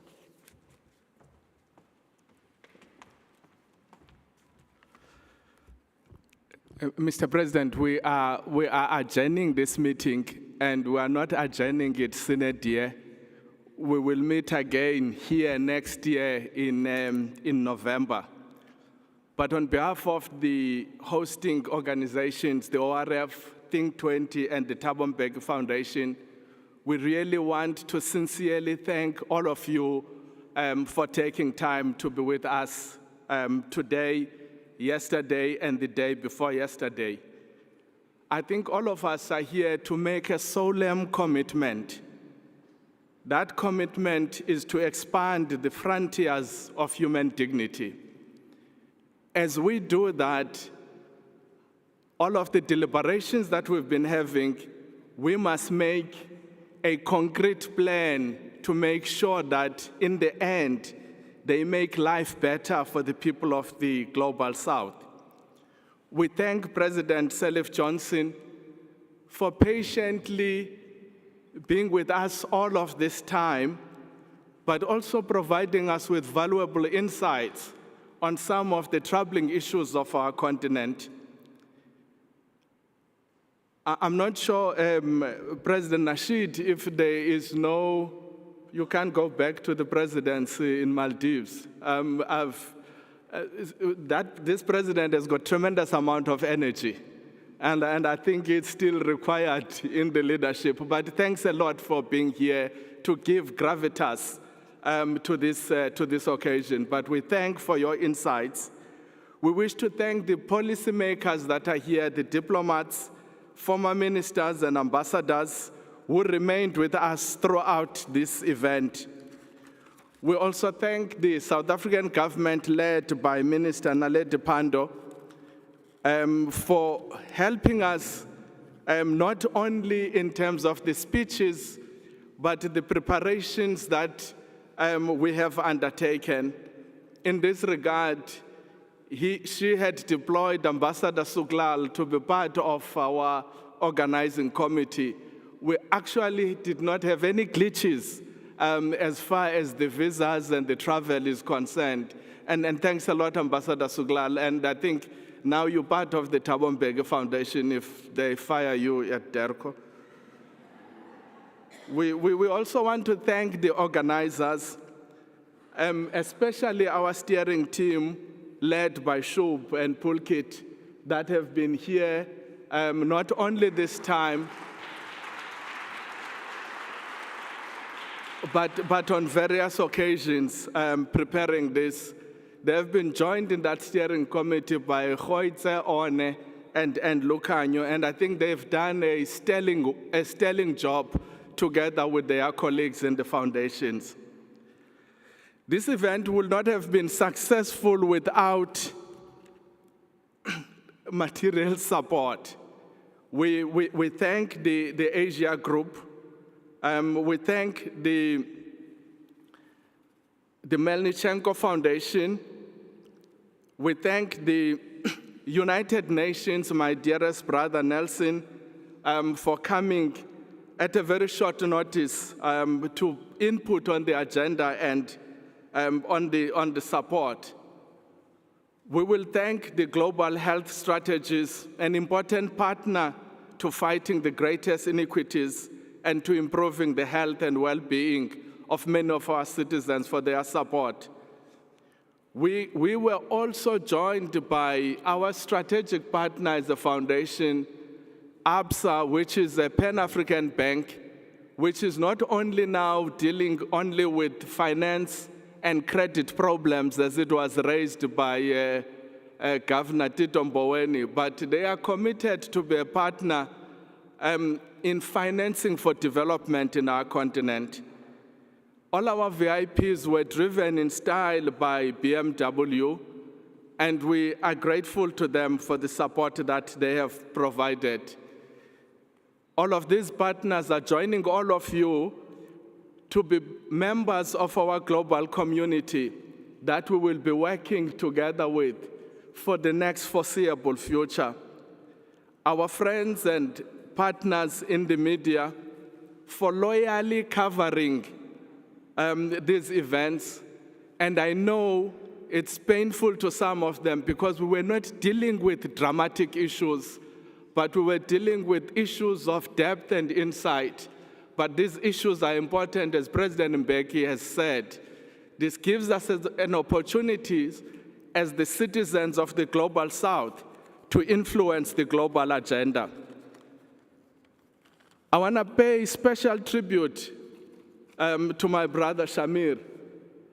I haven't, every time I spoke to him and tried to find where he is, he's never in Delhi. But everywhere else in the world, I bet he's rushing now to get to Dubai. And there's an interesting thing, Mr. President, between ourselves and Shamir. When we met, he says, let's discuss the principle of Ubuntu.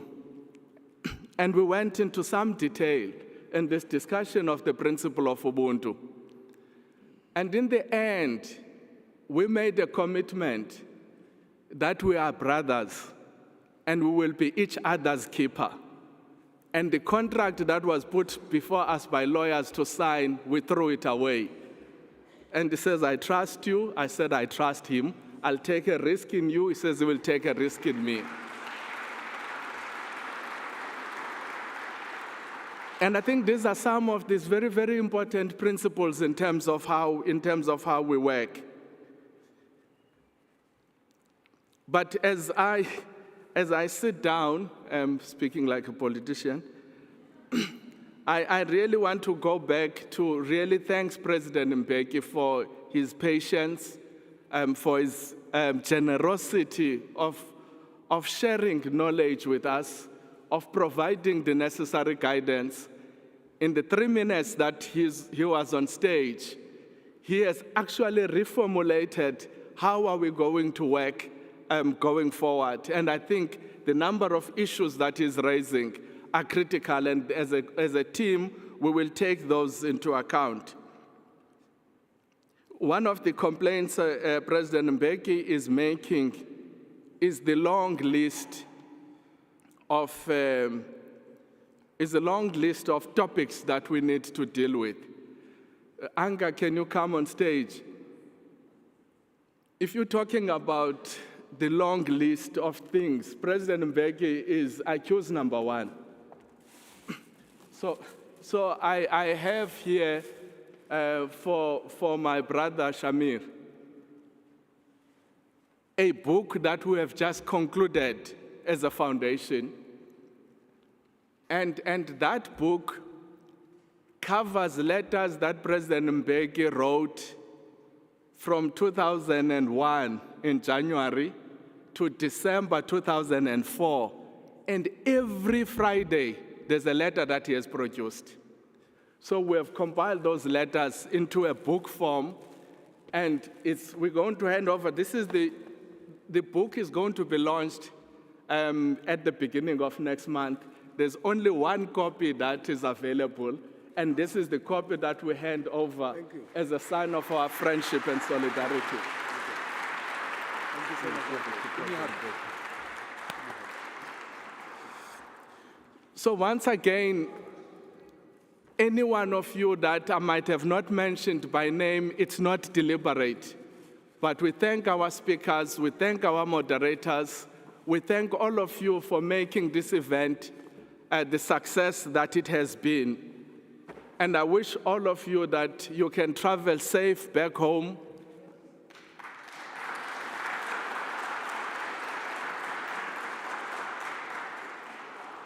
And some of you that still wants to enjoy the fairest Cape, you are welcome now, not as participants, but as tourists in this region.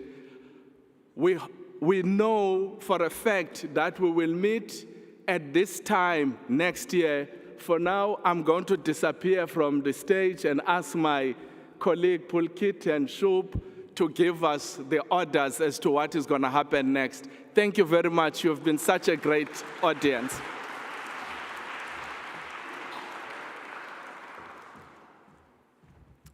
Thank you so much, Max. The final word goes to my colleague Pulkit. You all know her, you've received her emails, you've seen her everywhere, but now is her turn on the mic. Pulkit, over to you.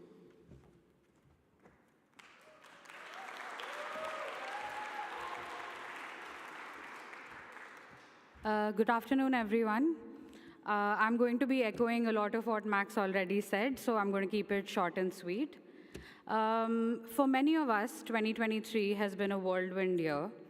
Under the G20 presidency of India, for us as the Think 20 Secretariat, ORF hosted nearly 70 convenings in India and abroad. For us, all of this has culminated in us being here in Cape Town today. We could not have thought of a better way of concluding Think 20 India's year. This gathering would not have been possible without the hard work and dedication of several folks. The number one being our treasured partners at the Thabo Mbeki Foundation. I want to give a special shout out to Max, Lucanio, Hoizione, Anga, and the entire team.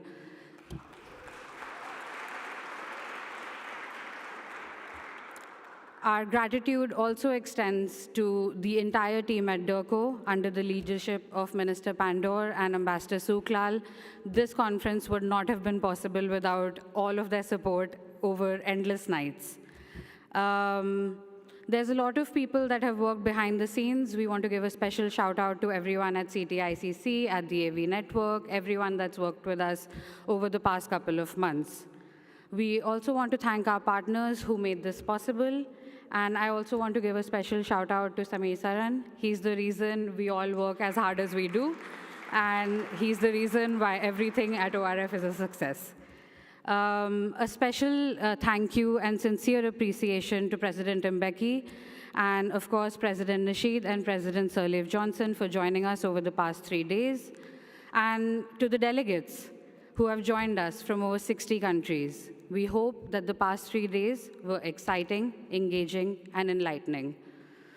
Even though today marks the end of the inaugural edition of Cape Town Conversation, we do not intend for this to be a one-off. In true ORF fashion, we will come back bigger, better, and stronger. I hope you all have a great trip back home, and we'll see you all next year. Thank you.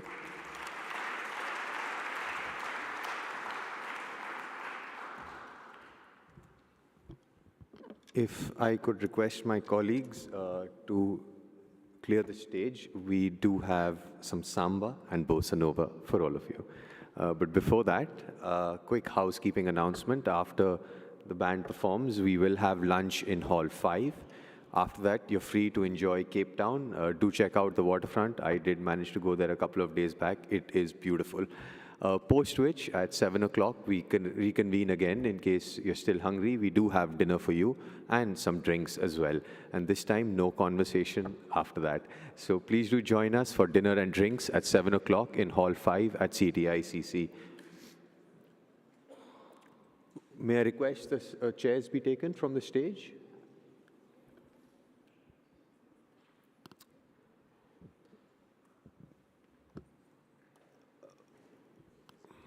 Yes, you can just remove the chairs and the table. We have today for you, thanks to our Brazilian colleagues, a very special performance of the very best of samba and bossa nova in Cape Town. These are Brazilian artists who reside here and have very kindly agreed to join us for a performance. May I please invite Abigail Peterson to introduce the band and take this afternoon forward. Abigail, the mic is yours.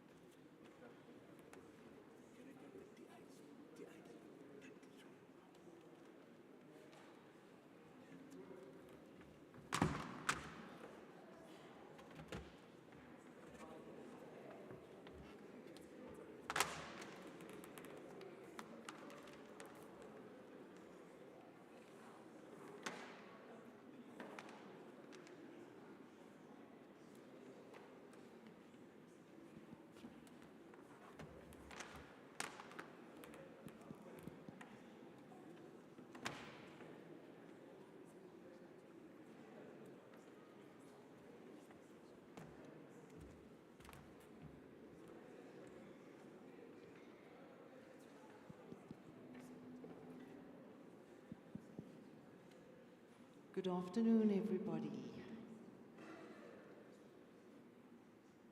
I think this is a moment where tribes collide. What is a South African woman from Cape Town, and why is she singing Brazilian music? Why does she enjoy Brazilian music? And I think I remember the days when I was introduced to the grandfather of Bossa Nova, Antonio Carlos Jobim, and I started listening to Elis Regina and Gal Costa, and I absolutely fell in love with Brazilian music. And it's really, really interesting because in music, we have no boundaries. And here, everybody is here at this moment in time for a completely different reason, but all the different cultures are coming together and we have no boundaries. So I hope that you enjoy the music this afternoon. We'll be giving you a little taste from Brazil. And also today we celebrate Brazil. So a hearty congratulations to Brazil for taking over the banner and the baton for the G20. So I think we should actually give them another round of applause.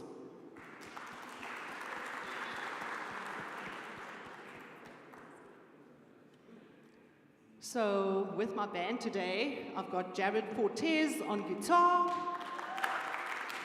I've got Josh Nimayera on bass.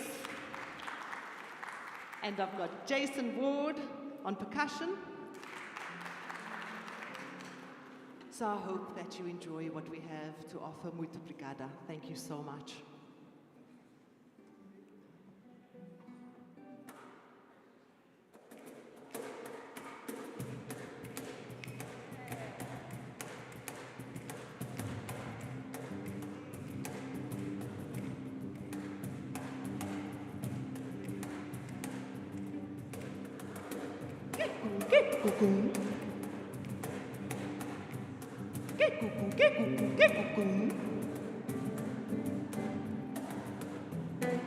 So danzo samba, vai, vai, vai, vai, vai. So danzo samba, vai. So dance o samba, so dance o samba, bye, bye, bye, bye, bye. So dance o samba, so dance o samba, bye. Já dancei o twist até demais, mas não sei, me cansei do calypso e cha-cha-cha. So dance o samba, vai, vai, vai, vai, vai. So dance o samba, vai, vai, vai.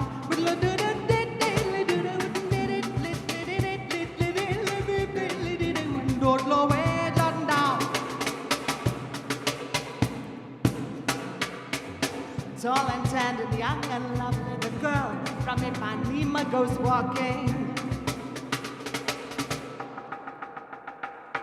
Sway to the late,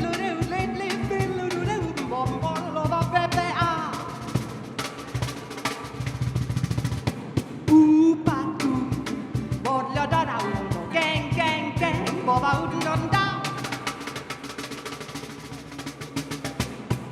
so dance o samba, vai, vai, vai, vai, vai. So dance o samba, vai. So dance o samba,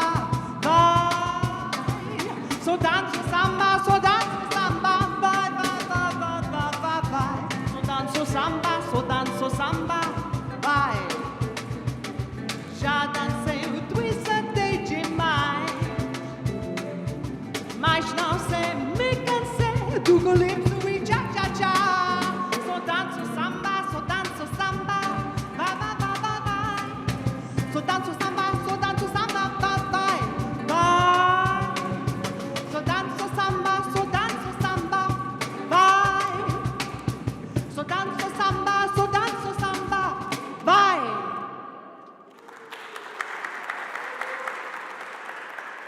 Muito obrigada. Thank you so much. We won't keep you too long, but I hope that you enjoy this one. We're going to take you to the beaches of Ipanema, so I hope you enjoy this.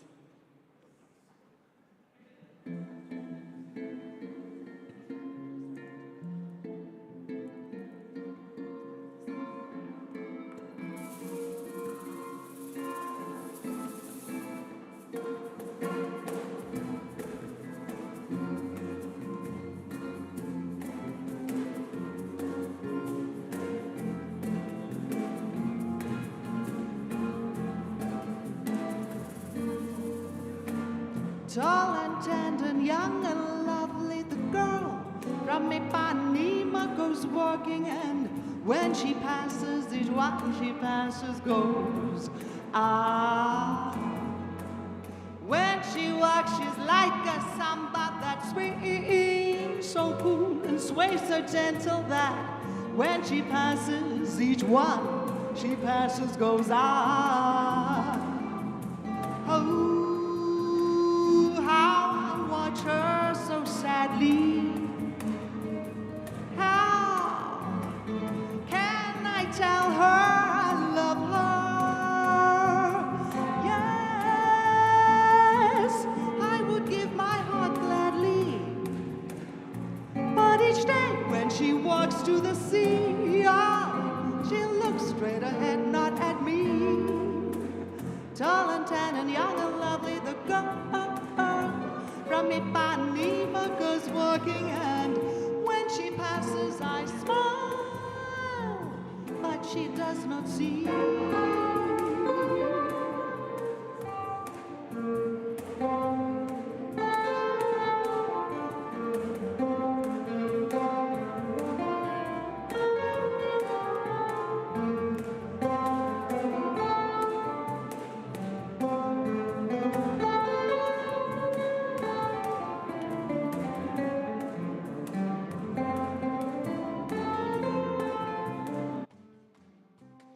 Oh, how I watch her so sadly.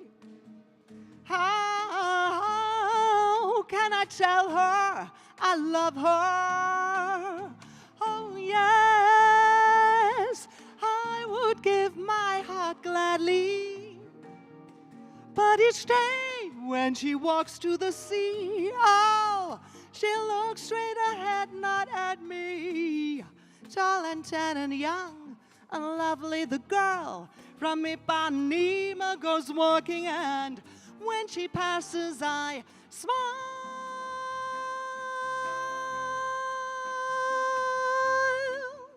But she does not see. Oh no, she does not see me. No, she does not see me. She does not see me.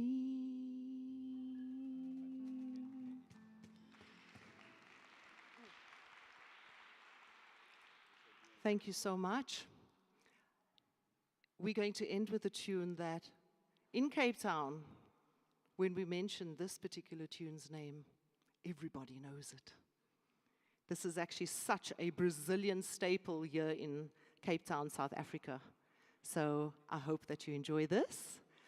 I'm not going to mention the name of the song. Hopefully you will recognize it.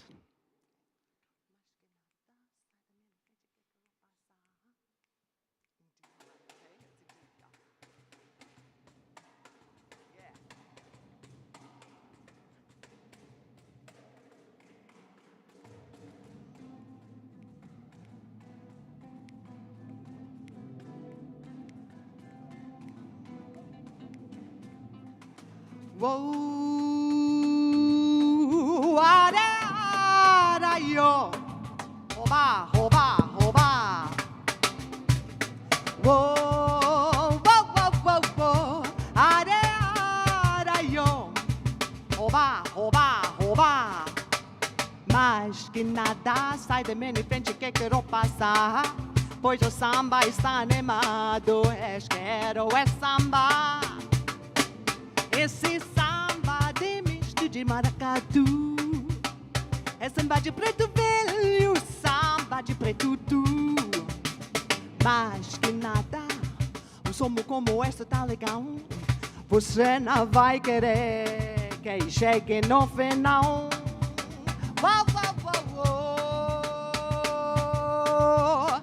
Are, yo, oba, oba, oba. Whoa, whoa, whoa, whoa, whoa. Are, yo. Hoba, hoba, hoba. Solo ba ba ba wait, le bo bo ba ba ba do. Solo ba ba le do da da dot let lo de lo way. But la ba ba ba ba do wait la do day. Start la ba ba do da let lay. So pop pop out, load out, love up, pop baby. We are let the way, let, oh. Ada yo, hoba, hoba, hoba. So bello do no. Whoa, whoa, whoa, whoa. Ada yo, hoba, hoba, hoba.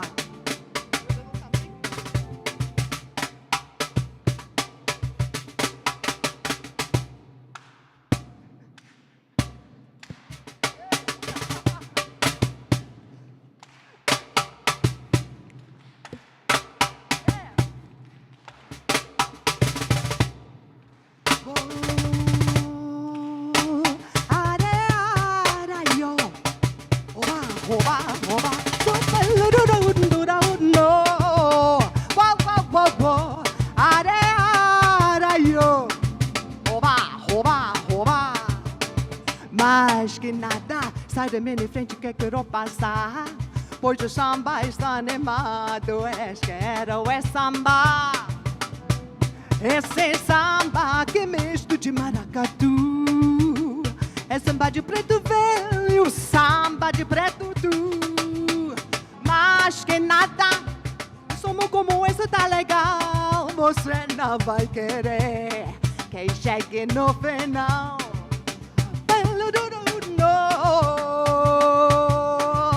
Are, yo, hoba, hoba, hoba. Whoa, whoa, whoa, whoa. Lo, are, Oba, oba, mais que nada. Oba, oba, oba, mais que nada. Oba, oba, oba, mais que nada. Oba, oba, mais que nada. Mais que nada. Mais que, mais que nada. Mais que nada. Mais que nada. Mais que nada. Mais que nada. Mais que nada. Muito obrigada. Thank you so much. Thank you very much.